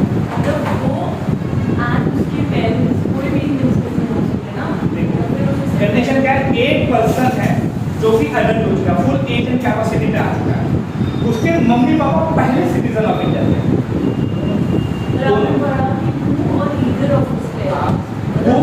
या तो वो और उसके मम्मी पापा पहले सिटीजन थे। अब देखो कंडीशन यहाँ पे 2-3 कंडीशन और भी बता सकते हैं, या तो वो पहले भारत का सिटीजन था अब नहीं है, या उसके मम्मी पापा पहले सिटीजन थे अब नहीं है।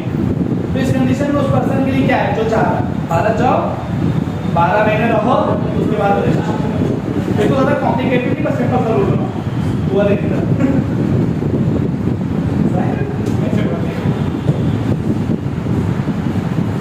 अभी देखो इसका क्लिप्स बता देंगे, ठीक है, क्लियर हो गया, बताया। लास्ट कंडीशन है, हाँ सब रजिस्ट्रेशन। देखो एक बात है, देखो हिंदी में लिख लो, इंग्लिश में बोलते हैं, इंग्लिश में, हाँ इंग्लिश में तो हिंदी में बात करते हैं, हिंदी में वही लैंग्वेज वही बोलेंगे। देखो a person of full age and capacity, a person of full age and capacity who or either of his parents,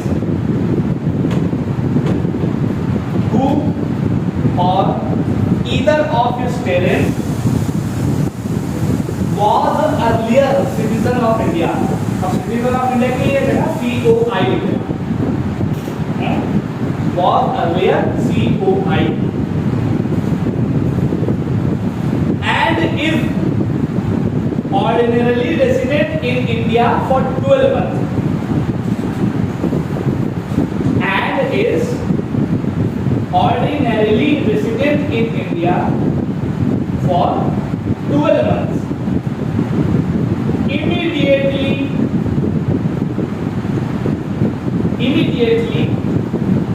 before making an application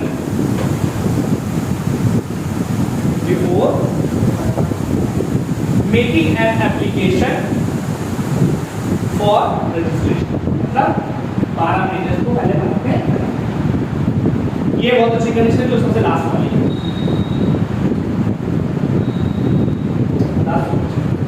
बस ये हो गया। अब इसका मतलब क्या है? जैसे मैंने बताया, अगर एक पर्सन, एक व्यक्ति, लिख लो हिंदी लिख लो, अगर एक व्यक्ति या उसके किसी पेरेंट ने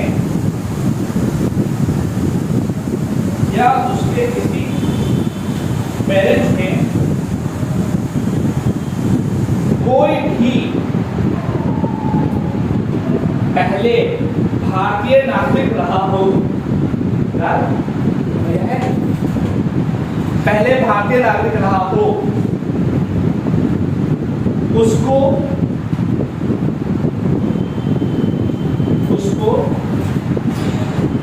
पंजीकरण के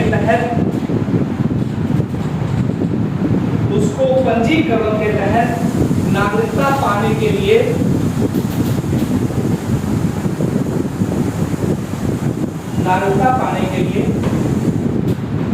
12 महीने तक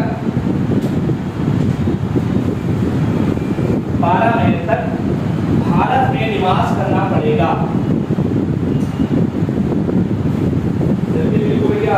है छुट जाएगी, हम सिर्फ समझाएंगे, दिखाएंगे नहीं, ठीक है? और सातवीं कंडीशन लिख लो, लास्ट कंडीशन देख लो। सातवीं कंडीशन क्या है? अगर नेक्स्ट कंडीशन, इसके जरिए रजिस्ट्रेशन के जरिए लागू करेंगे। अगर एक पर्सन जो कि ओवरसीज सिटीजन ऑफ इंडिया है, OCI, अभी बताना ही है, अभी नहीं को। अगर एक person overseas citizen of India OCI है और वो 5 साल से OCI है, कितने साल से? 5 years।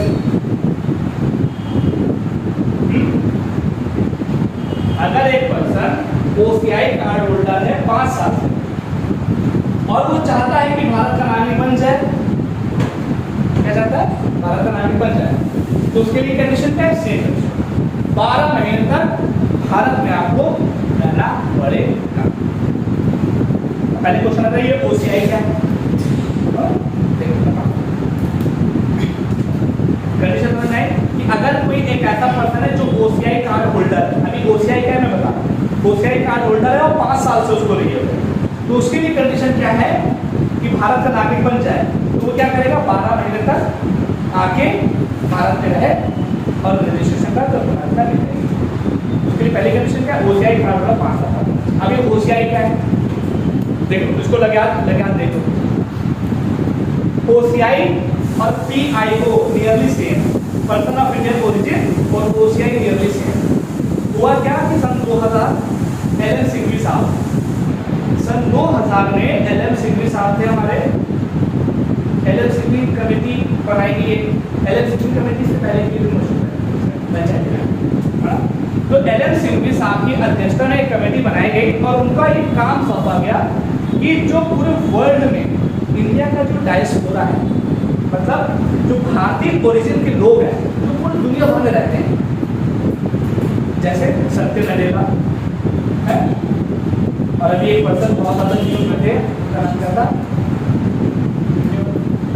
जिन्होंने प्राइम मिनिस्टर नरेंद्र मोदी के सिर्फ टाइम में एक आर्टिकल लिखा था कि डिवाइडर इन चीफ के नाम से, कोई आशिफ मलिक का कुछ नाम था।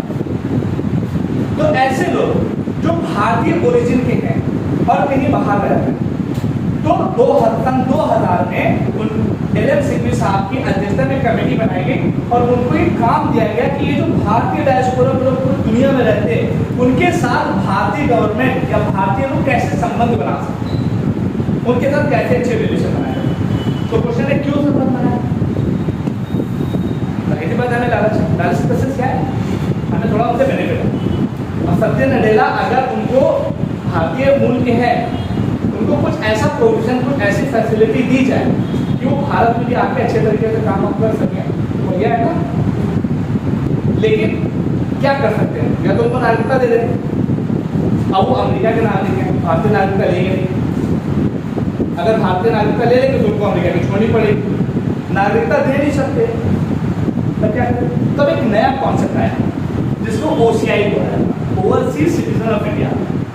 ये क्या है, ये एकदम अगर कोई पर्सन जो भारतीय मूल का है उसको ये OCI कार्ड मिल गया, इसका मतलब क्या है, वो एकदम भारतीय नागरिक की तरह है, पर कुछ चीजें नहीं कर सकता,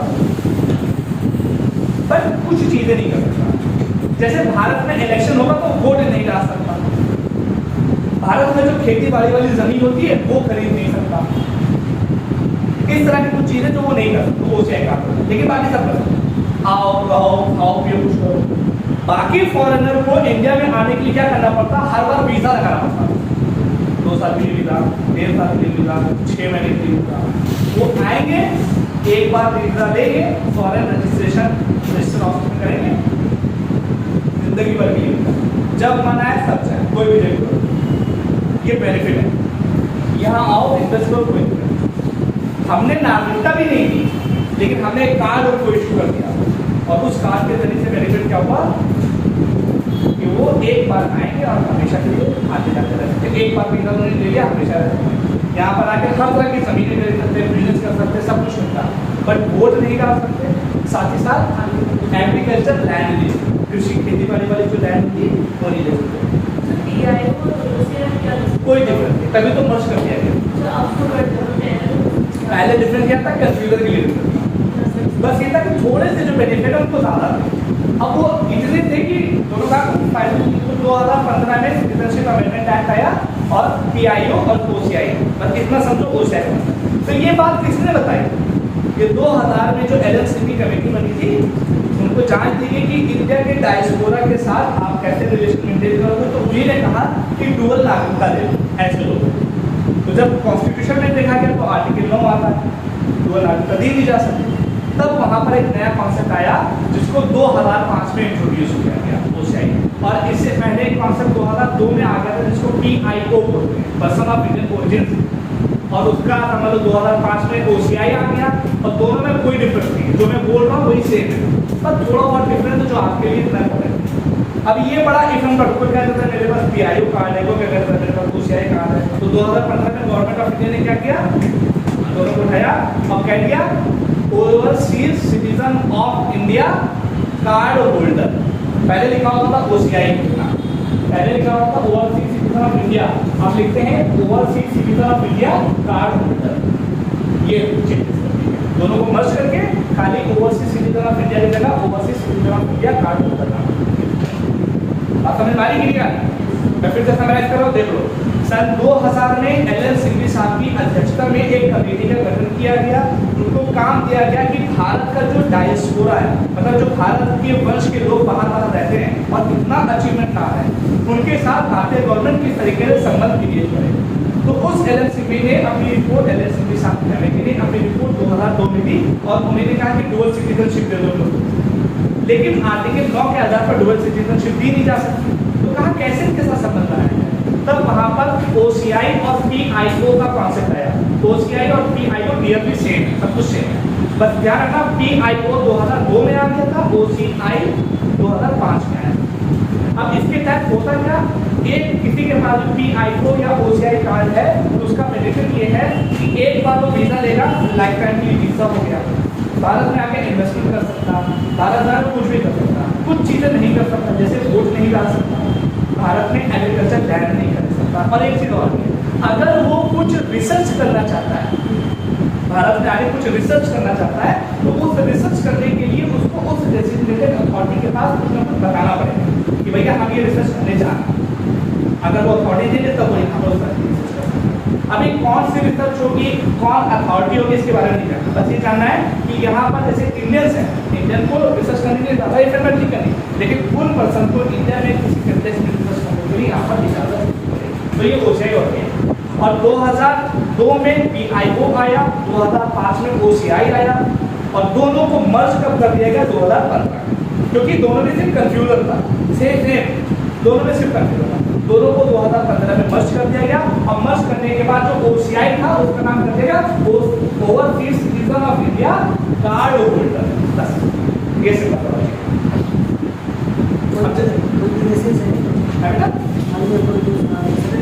हाँ ये जो मिल रहा है जैसे अब सत्य नडेला कौन है, भारतीय वंश के हैं लेकिन है नागरिक कहाँ के, अमेरिका के। ये विदेशियों को ही दिया जाएगा। वो किसी दूसरे देश के नागरिक हैं, उनके पास पासपोर्ट उसी देश का है लेकिन भारत के वंश के है नागरिक कहीं और के, लेकिन वंश किसका है, भारतीय वंश के वंशज है। उनके दादा परदादा कोई रहा होगा, लेकिन अब हम उनको नागरिकता अपनी तो नहीं दे सकते क्योंकि वो वहाँ की नागरिकता है। तो हम उनके साथ कैसे रिलेशनशिप बनाएं, तो ये कॉन्सेप्ट है। भारतीय नागरिक ये भारतीय नागरिक बाहर से नागरिक को दिया ही नहीं जाना, ये विदेशियों के लिए हाँ जो भारतीय नागरिक नहीं है उनको दिया जाएगा। अब वो पहले रहे हो या अभी हो या बाद में हो, भारतीय नागरिक नहीं होंगे। अगर OCI कार्ड जिनको दिया जा रहा है तो भारतीय नागरिक नहीं है, बस इतना आपको ध्यान देना। भारत से पहले मतलब कि अगर कोई पर्सन विदेश से बने अमेरिका से ज़्यादा पड़ता था हाँ कोई भी हो तो अगर वो लेना चाहे तो नहीं। हाँ अब ध्यान में देखो, पर्सन ऑफ इंडियन ओरिजिन बहुत जरूरी है। ये बहुत अच्छा क्वेश्चन है कि अगर एक पर्सन है जिसके दादा परदादा वो कभी भी इंडिया का ना रहा तो क्या उसको OCI कार्ड दिया जा सकता है? वो आंसर है नहीं। आंसर क्या है? नहीं। मैंने क्या बोला, इंडियन डायस्पोरा किसी न किसी तरीके से उसका रिलेशन भारतीयों के साथ होना चाहिए। बहुत अच्छा क्वेश्चन, वेरी गुड।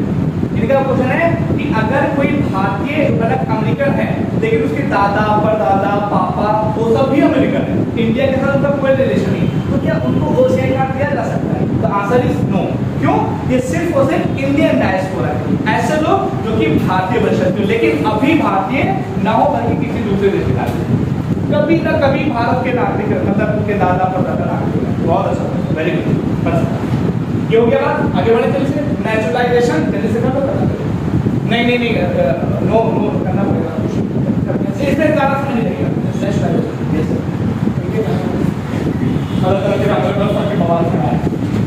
नेचुरलाइजेशन में कंडीशन में बताऊंगा, बस सुनते रहना, बता कुछ करने की जरूरत नहीं और बता दे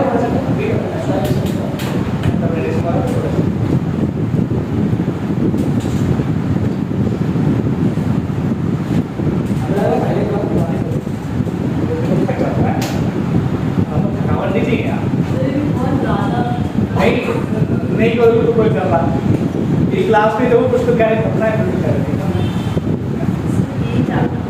नहीं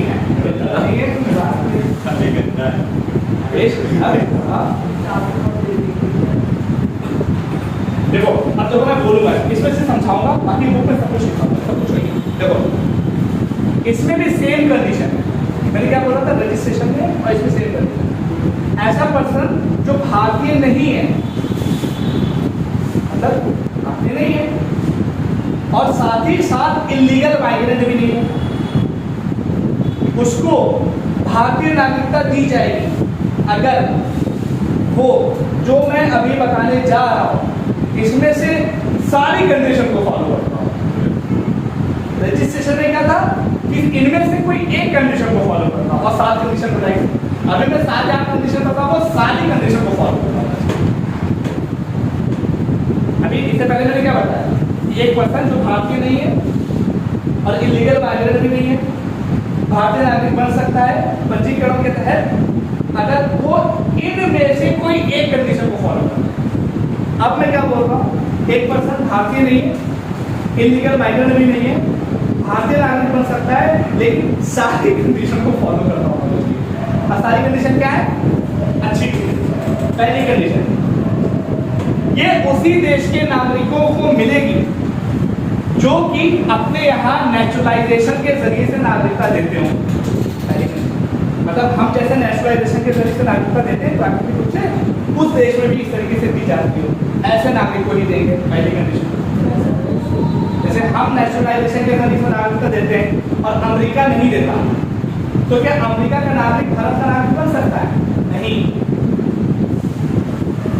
हम नेचुरलाइजेशन के जरिए से नागरिकता देते हैं, अमेरिका नहीं देता, लेकिन ब्रिटेन नेचुरलाइजेशन के जरिए से नागरिकता देता है।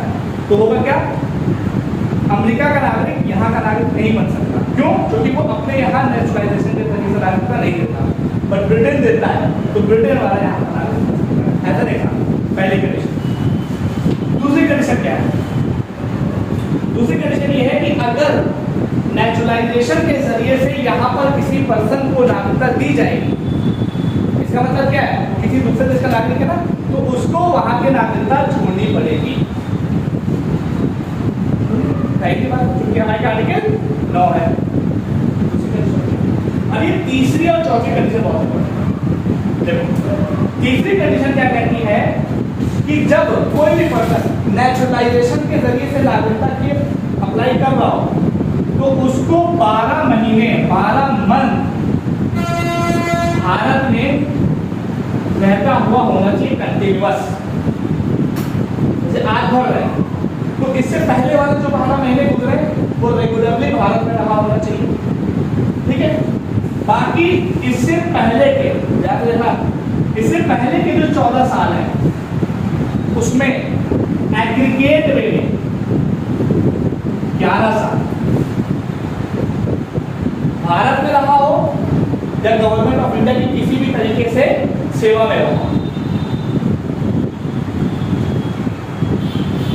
देखो एक पर्सन जो नेचुरलाइजेशन के जरिए से नागरिकता पाना चाहता है, तो उसके लिए कंडीशन कितनी, 14 या 15 साल की कंडीशन। देखो कैसे, आज मैं नेचुरलाइजेशन के जरिए से भारत की नागरिकता पाना चाह रहा हूँ, तो आज से पहले जो 12 साल गुजरे अभी, वो मैं कंटिन्यूअसली भारत में रह रहा हूँ, 12 महीने रह रहा हूँ। उसके बाद ये जो 14 साल है, उस 14 साल में से जो मैक्सिमम 11 साल है, एटलीस्ट 11 साल, या तो मैं भारत में या गवर्नमेंट ऑफ इंडिया की किसी भी सर्विस में रहा हूं। जैसे मैंने क्या बताया था, नेपाली पर्सन था, भारत में नहीं रहा, लेकिन नेपाल में जो इंडिया का दूतावास है वहां पर जाकर वो सर्विस कर रहा था। तो यहाँ पर ये बात कंडीशन 14 साल मैक्सिमम है, जिसमें से 11 साल आपको करना ही पड़ेगा, ठीक है। इसी वजह से जो आपका कभी कभी कहीं भी 11 साल दिखाता है और कहीं कहीं नेचुरलाइजेशन के जरिए से 12 साल दिखाता है। तो कंडीशन क्या है, पहले के जो 12 महीने हैं भारत में रहो, उसके बाद गवर्नमेंट ऑफ इंडिया की सिटीजनशिप। अब बताओ, जो मैंने उस समय क्वेश्चन पूछा था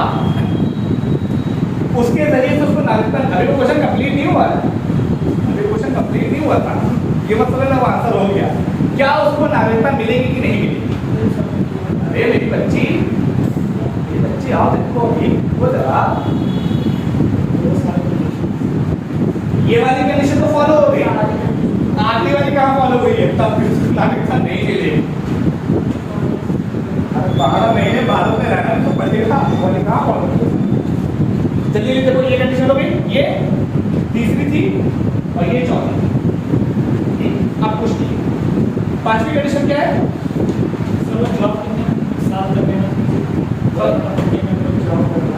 एग्रीगेट 11 साल है, 14 साल टोटल है। एग्रीगेट का मतलब क्या है, हो सकता है थोड़े साल यहाँ रहा हो, हो सकता है थोड़े साल अपने घर में रहा हो, वहाँ जॉब कर रहा हो, किसी तरह मिला के भी हो। सर ये जो 12 months है वो ये 13+1 है या फिर मतलब 12 months ज़्यादा? 14+1। 14+1। अगर मैं देखो लैंग्वेज बोल रहा हूँ, इंग्लिश में फिर बोल रहा हूँ, यहाँ पे देखो इंग्लिश में बोल रहा हूँ, सुनो इसको बोला तो लिखा हुआ है कि देखो जल्दी से मैं पढ़ूंगा, सुनना। That he has either resided in India or been in the service of government of India or partly the one and partly the other। तो थोड़ा सा ये throughout the period of 12 months immediately preceding the date of application। ये पहली वाली condition है कि मतलब अगर कोई एक ऐसा पर्सन है जो कि नेशनलाइजेशन के जरिए से नागरिकता पाना चाह रहा है, उसके लिए जरूरी है कि या तो भारत में रहा हो या गवर्नमेंट ऑफ इंडिया की किसी सर्विस में रहा हो या दोनों में से पार्टली रहा हो। कितने? 12 महीने तक। पहली कंडीशन हो गई। अब दूसरी कंडीशन क्या है, सुनना, लिखा हुआ है that during the 14th year immediately preceding the method immediately preceding the said period of 12 month, मतलब 12 मंथ से पहले वाले जो 14 साल है। तो 14 प्लस 1 कितना हो गया 15 साल। आसान आ रही है 15 साल ये बढ़ते थे हो गया। ये चौथी कंडीशन अभी और अब पांचवी कंडीशन क्या है? गुड कैरेक्टर होना चाहिए, अच्छे व्यवहार में गुड कैरेक्टर होना चाहिए। छठी कंडीशन क्या है? 8वीं शेड्यूल में से कोई एक लैंग्वेज आनी चाहिए। 8वीं शेड्यूल में 22 लैंग्वेजेस हैं, जिसमें से एक लैंग्वेज उसको आनी चाहिए। शेड्यूल याद किए समझ के लिए है नवी हिंदू सूची क्या है? तो व्हाट इज नाइन्थ सूची?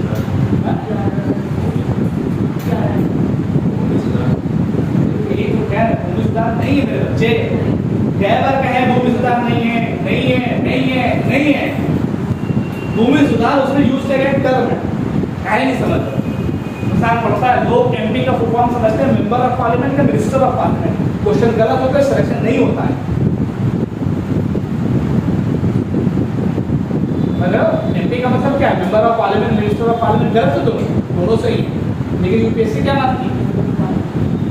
मिनिस्टर ऑफ पार्लियामेंट नहीं मानती। समझ लिया किसी ने, लगाया और वही दो क्वेश्चन 2 नंबर के लिए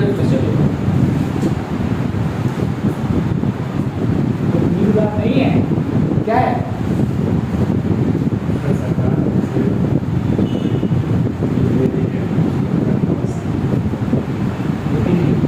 है आप समझ लो, लेकिन नहीं आता। हम इसने अच्छे से एक्सप्लेन किया था लास्ट क्लास में।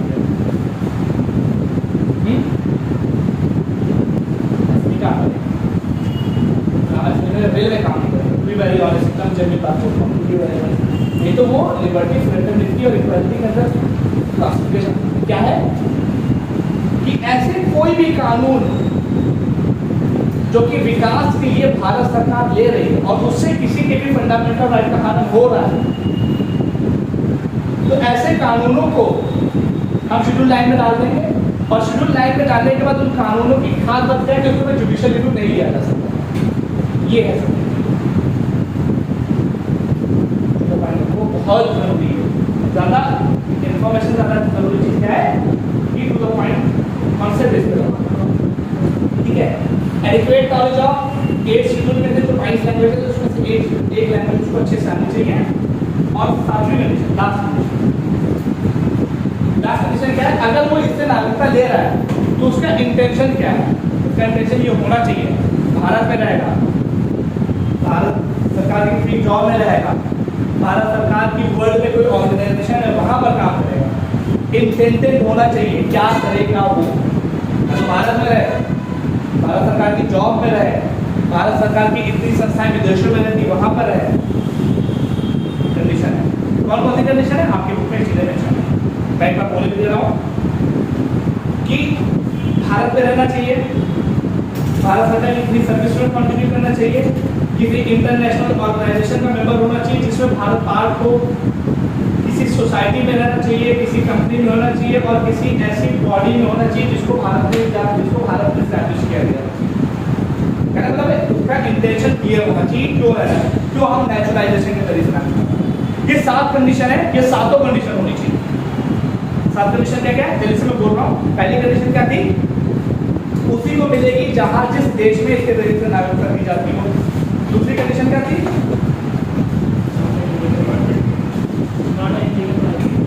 वो तो मैंडेटरी है,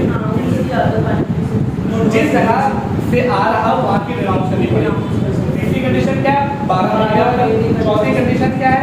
14 से 11। पांचवी कंडीशन क्या है? Good character. छठी कंडीशन क्या है? 8 में से एक लैंग्वेज। सातवीं कंडीशन क्या है? इंटेंशन। ये सातों कंडीशन फॉलो होनी चाहिए। अब देखो, अगर इसी समय भारत सरकार को ये लगता है कि यार कोई पर्सन ऐसा है जो पूरे वर्ल्ड में नहीं पढ़ी, लिटरेचर में बहुत अच्छा कर रहा है, आर्ट में बहुत अच्छा कर रहा है, साइंस में बहुत अच्छा कर रहा है, फिलॉसफी में बहुत अच्छा कर रहा है, ह्यूमन राइट्स में बहुत अच्छा कर रहा है, तो जितनी कंडीशन सबको नजर पड़ती है। और नेशनलाइजेशन के जरिए से हम क्या होगा उसको ये गवर्नमेंट। और जनरली क्या कंडीशन है? मैं फिर बोला However, गवर्नमेंट ऑफ इंडिया क्या बोला है? Government of India. और गवर्नमेंट ऑफ इंडिया का मतलब क्या है? मिनिस्ट्री ऑफ होम अफेयर्स, मतलब कि क्या है? जब उसको लगेगा कि कोई वर्ल्ड में ऐसा पर्सन है जो कि फिलॉसफी में बहुत अच्छा कर रहा है, लिटरेचर में बहुत अच्छा कर रहा है, और भी कई फील्ड है, जैसे मैं बोले तो फील्ड देख लो, science, philosophy, art, literature, world peace, human progress, अगर उसको अच्छा लग रहा है तो ये सारी कंडीशन को रखिए, बस खत्म। बाकी की जो प्रोसेस है वो आपको पढ़ना है। जल्दी से पूछो यार। नहीं कुछ अगर 5 मिनट बहुत है, बस 5 मिनट तो ये ना इनकॉर्पोरेशन ऑफ ट्रिटी। पांचवा क्या है? जल्दी से देखो, बस खत्म करने पूरा चैप्टर, बाकी सब कुछ हो गया, कुछ कॉन्सेप्ट नहीं है। इनकॉर्पोरेशन ऑफ टेरिटरी मतलब अगर कोई रीजन भारत सरकार फ्यूचर में अपने में समाहित करती है तो उस पर रहने वाले जितने लोग होंगे उनके साथ क्या होगा? भारत के नागरिक होंगे, कितने होंगे, कौन होगा कौन नहीं होगा, ये गवर्नमेंट ऑफ इंडिया एक एग्जीक्यूटिव ऑर्डर के जरिए से करता है। उसके लिए पार्लियामेंट में पूरा लेजिस्लेशन आने की जरूरत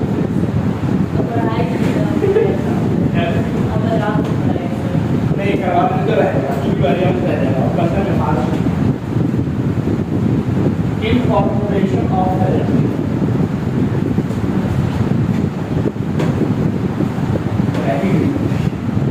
मतलब अगर भारत फ्यूचर में किसी भी देश को, किसी भी जगह को, किसी भी रीजन को, किसी भी इलाके को भारत में शामिल करता है तो वहां पर जो रहने वाले लोग थे वो भारत के नागरिक होंगे, नहीं होंगे, कैसे होंगे, क्या होगा, क्यों नहीं होगा, उसके लिए सिर्फ और सिर्फ एक सरकार के एग्जीक्यूटिव ऑर्डर है।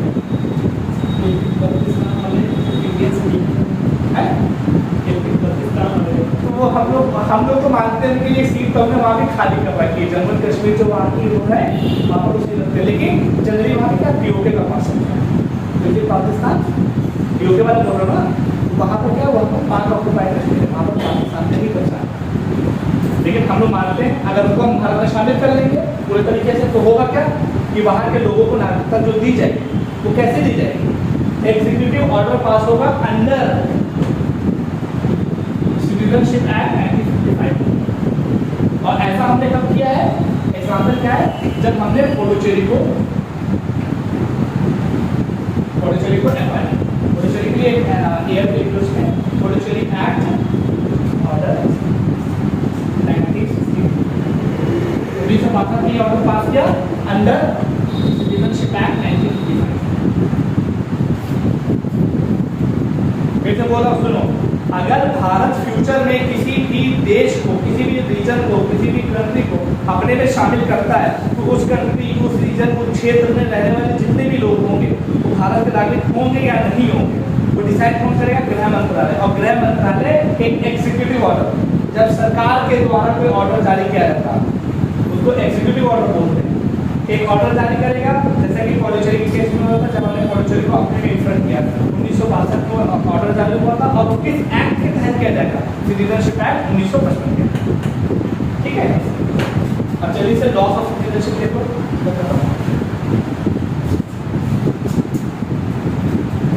लॉस ऑफ सिटीजनशिप, ये तो बहुत इजी है। 3 तरह से लॉस होता। नंबर 1 रिनंसिएशन, इसमें क्या होते हैं? त्यागना। दूसरा होता है टर्मिनेशन, क्या होता है? समापन। क्या होता है? बर्खास्त।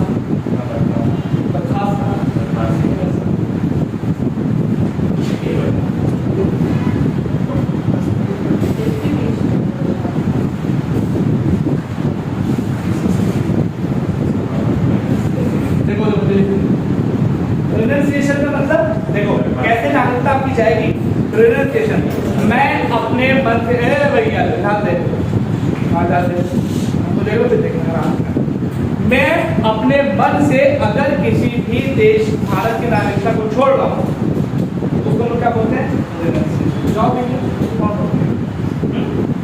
अपने मन से, श्रद्धानुसार, अगर हमको दिल को श्रद्धानुसार अगर तो अपने मन से जब होगा तो ध्यान रखना जब वॉर हो रही होगी तब ये नहीं क्वेश्चन। सपोज है भारत किसी दूसरे देश के साथ वॉर में है और हम जा रहे हैं तो जब कुछ आदमी तो नहीं चाहिए जा रही है, रुको जरा, भारत सरकार कहेगी रुको जरा अभी वॉर के बाद। तो जब किसी भी देश, भारत की किसी भी देश के साथ वॉर चल रही होगी उस समय आप कहोगे हम यहाँ की नागरिकता छोड़ रहे हैं, तो ये पॉसिबल नहीं। दिक्कत हो सकती है तुम यहाँ छोड़ के वहाँ चले जाओ तो वहाँ की पॉपुलेशन बढ़ जाएगी ना,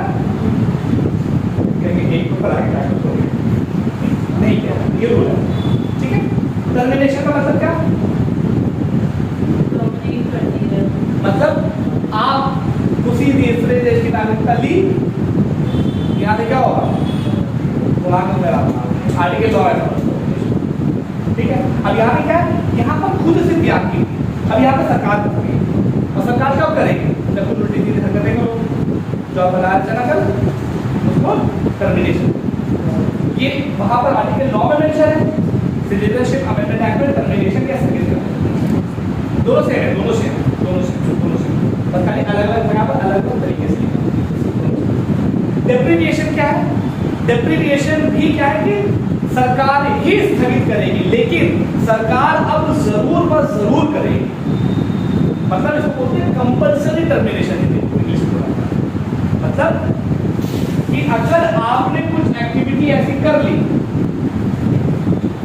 कि सरकार के विरुद्ध अलग कई एक्टिविटी होगी, अगर आपने इनमें से कुछ एक्टिविटी कर ली तो आपकी नागरिकता को छीन ही लिया जाएगा। यहाँ पे क्या है कि आप किसी दूसरे देश की नागरिकता स्वेच्छा से होती है, अपने आप चलिए टर्मिनेट हो गई, लेकिन यहाँ पर कुछ एक्टिविटी कर रही है। कौन कौन सी एक्टिविटी है, मतलब आपने नागरिकता फ्रॉड से ली, धोखाधड़ी से नागरिकता ली, ठीक, धोखाधड़ी के बताओ। दूसरा, संविधान के प्रति डिसलॉयल्टी दिखाओ, मतलब संविधान के प्रति वफादार नहीं, वफादारी नहीं दिखा। संविधान ने कहा तुम लोगों के साथ आपसी मिलजुल से बवाल कर रहे हो और सरकार को अच्छा लगता है तुम संविधान की अवहेलना कर रहे हो, उसकी डिसरिस्पेक्ट कर रहे हो, तुम्हारी नागरिकता चली जाए। दूसरी तीसरी कंडीशन क्या है, तीसरी कंडीशन क्या है कि अगर अभी 5 साल हुए हैं, अभी 5 साल हुए हैं और आपने पंजीकरण या रजिस्ट्रेशन या नेचुरलाइजेशन, अभी 5 साल हुए, 5 साल पहले ही तुमने रजिस्ट्रेशन या नेचुरलाइजेशन के जरिए से नागरिकता ली है और तुमने कुछ ऐसे कांड कर दिए कि विदेश में गए और तुम्हें 2 साल की जेल हुई, तो तुम्हारी भारतीय नागरिकता चली गई, क्योंकि तुम पे भरोसा करके हमने तुम्हें नागरिकता दी और तुम विदेश में जाकर उल्टी सीधी हरकतें करो और 2 साल तक औके करो, तो भारतीय नागरिक होने रहोगे 5 साल के लिए। 5 साल के बाद का तो टेंशन नहीं, ठीक है, 5 साल का मतलब 5 साल के बाद मजे करने ना, 5 साल एक बजे चलेगा,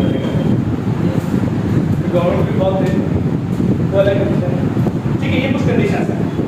अब एक चीज और है, लास्ट और चीज है, लास्ट 2 पॉइंट है। अगर आप अनलॉफुली,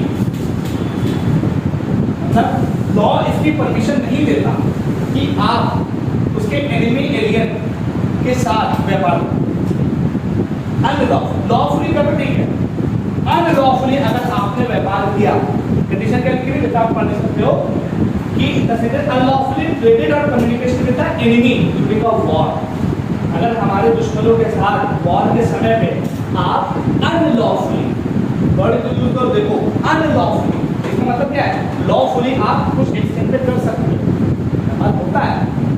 जाने के बाद हमारे लोकला विवाद हुआ, कितना घमासान चल रहा था, लेकिन तभी हम उनसे ट्रेड चला था, कम हुआ था, ट्रेड चला था क्योंकि लॉ के पड़े, लेकिन आप अनलॉफुली, आपको मना किया जा रहा है, लेकिन तब भी जाके आप व्यापार करो, आपकी नागरिकता ठीक है। और सबसे आखिरी एंड फाइनल बात, सबसे बात है कि अगर आप रेगुलरली 7 साल भारत के बाहर रह रही है, भारत के बाहर अगर आप रेगुलरली 7 साल रह रही है तो आपसे आपकी नागरिकता छीन ली जाएगी। जैसा मैं दुबई गए, गोल्डन वीजा हम लोगों को दिया जाता, अब ये कंडीशन अगर आप 7 साल तक भारत सरकार को बिना बताए किसी दूसरे देश में रहेंगे तो आपकी नागरिकता छिन जाएगी। अब किनकी नहीं छिनेगी? जैसे कोई पर्सन है पढ़ने गया, अब वो नहीं आ सकता, लेकिन वो क्या है हर साल दूसरे साल में बता देता है कि भैया हम भारतीय नागरिक ही हैं, लेकिन पढ़ाई की वजह से मान। कोई ऑफिसर है, अब जैसे अजीत डोभाल साहब है, आई थिंक 13-14 साल वो पाकिस्तान में रहे थे, अब बता के ना भारतीय नागरिक उनको छूट मिली। लेकिन अगर कोई नॉर्मल पर्सन बिना बताए 7 साल तक किसी दूसरे देश में रह लेता है, नागरिकता इससे होता क्या है, तुम इतने मजे में हो कि देख ही नहीं रहे। क्लियर? मैं कंडीशन भी बोले देगा, उसको भी देख लो बस, ठीक है? देखो वो कंडीशन कौन सी है? पहली बात ये, अगर एक स्टूडेंट है जो कि पढ़ रहा है बाहर पढ़ रहा है और वो नहीं आ रहा, लेकिन समय समय पर वो इन्फॉर्म करता रहता है। किसको इन्फॉर्म करेगा? भारतीय दूतावास को, इंडियन एम्बेसी। पहली कंडीशन। दूसरी कंडीशन क्या है कि किसी इंटरनेशनल ऑर्गेनाइजेशन में कोई मेंबर है। एक्सेप्शन अगर वो 7 साल के बाहर है, ठीक है। देखो पहला क्या है कि अगर वो स्टूडेंट है बाहर रह रहा है। दूसरी कंडीशन क्या है कि गवर्नमेंट ऑफ इंडिया की किसी सर्विस में बाहर है, जैसे अजीत डोभाल साहब थे बाहर थे, 13-14 साल थी, वो पाकिस्तान में रहे हैं। ठीक है, मुस्लिम बनते आपको पता है, अरे कोई मुस्लिम बनते हैं और आपको पता है वो उन्होंने हर रिचुअल मुस्लिम वालों को फॉलो किया है। जब वो उर्दू बोले सुनिएगा, मतलब बेहतरीन जुदा तलाक का कॉन्सेप्ट हुआ था, तो शायद बीच में कहीं वो कहता कुछ इशू हो गया था, तो बेहतरीन बराबर है और जबरदस्त बनता है, क्या बिंदास बनता है सिग्मा में आके नहीं सके। बस की बात नहीं है, अजीत डोभाल थे वो IPS थे और एस जयशंकर साहब की बात है जो कि विदेश मंत्री सुना पड़ रहा है। ठीक है, या तो स्टूडेंट हो या तो गवर्नमेंट ऑफ इंडिया की किसी सर्विस में हो, ठीक है, और कोई इंटरनेशनल ऑर्गेनाइजेशन में कोई एक पर्सन भारतीय मेंबर किसी इंटरनेशनल ऑर्गेनाइजेशन का मेंबर हो, तो उसको क्या करना पड़ेगा? भारतीय कॉन्सुलेट में आके बताना पड़ेगा भाई हम ये नहीं के हैं, आपके ही हैं, खाली हम जा नहीं पाते। तो ये कुछ कंडीशन है। देखो पहली कंडीशन फ्रॉड से नहीं होगी, नागरिकता चली जाएगी। संविधान के प्रति डिसलॉयल्टी दिखाई, नागरिकता चली जाएगी। 5 साल तक अगर आपको नागरिकता मिले हुआ है रजिस्ट्रेशन के जरिए, नेचुरलाइजेशन के जरिए, और किसी दूसरे देश में 2 साल की आपको सजा मिल गई, आपकी नागरिकता आपसे छीन ली जाएगी। आपने कोई ट्रेड किया वॉर के समय, इन्हीं के और अनलॉफुली किया, तभी आपकी नागरिकता चली जाएगी। और 7 साल तक बिना बताए सरकार को आप अगर बाहर रहे तो आपकी नागरिकता छीन ली जाएगी। बस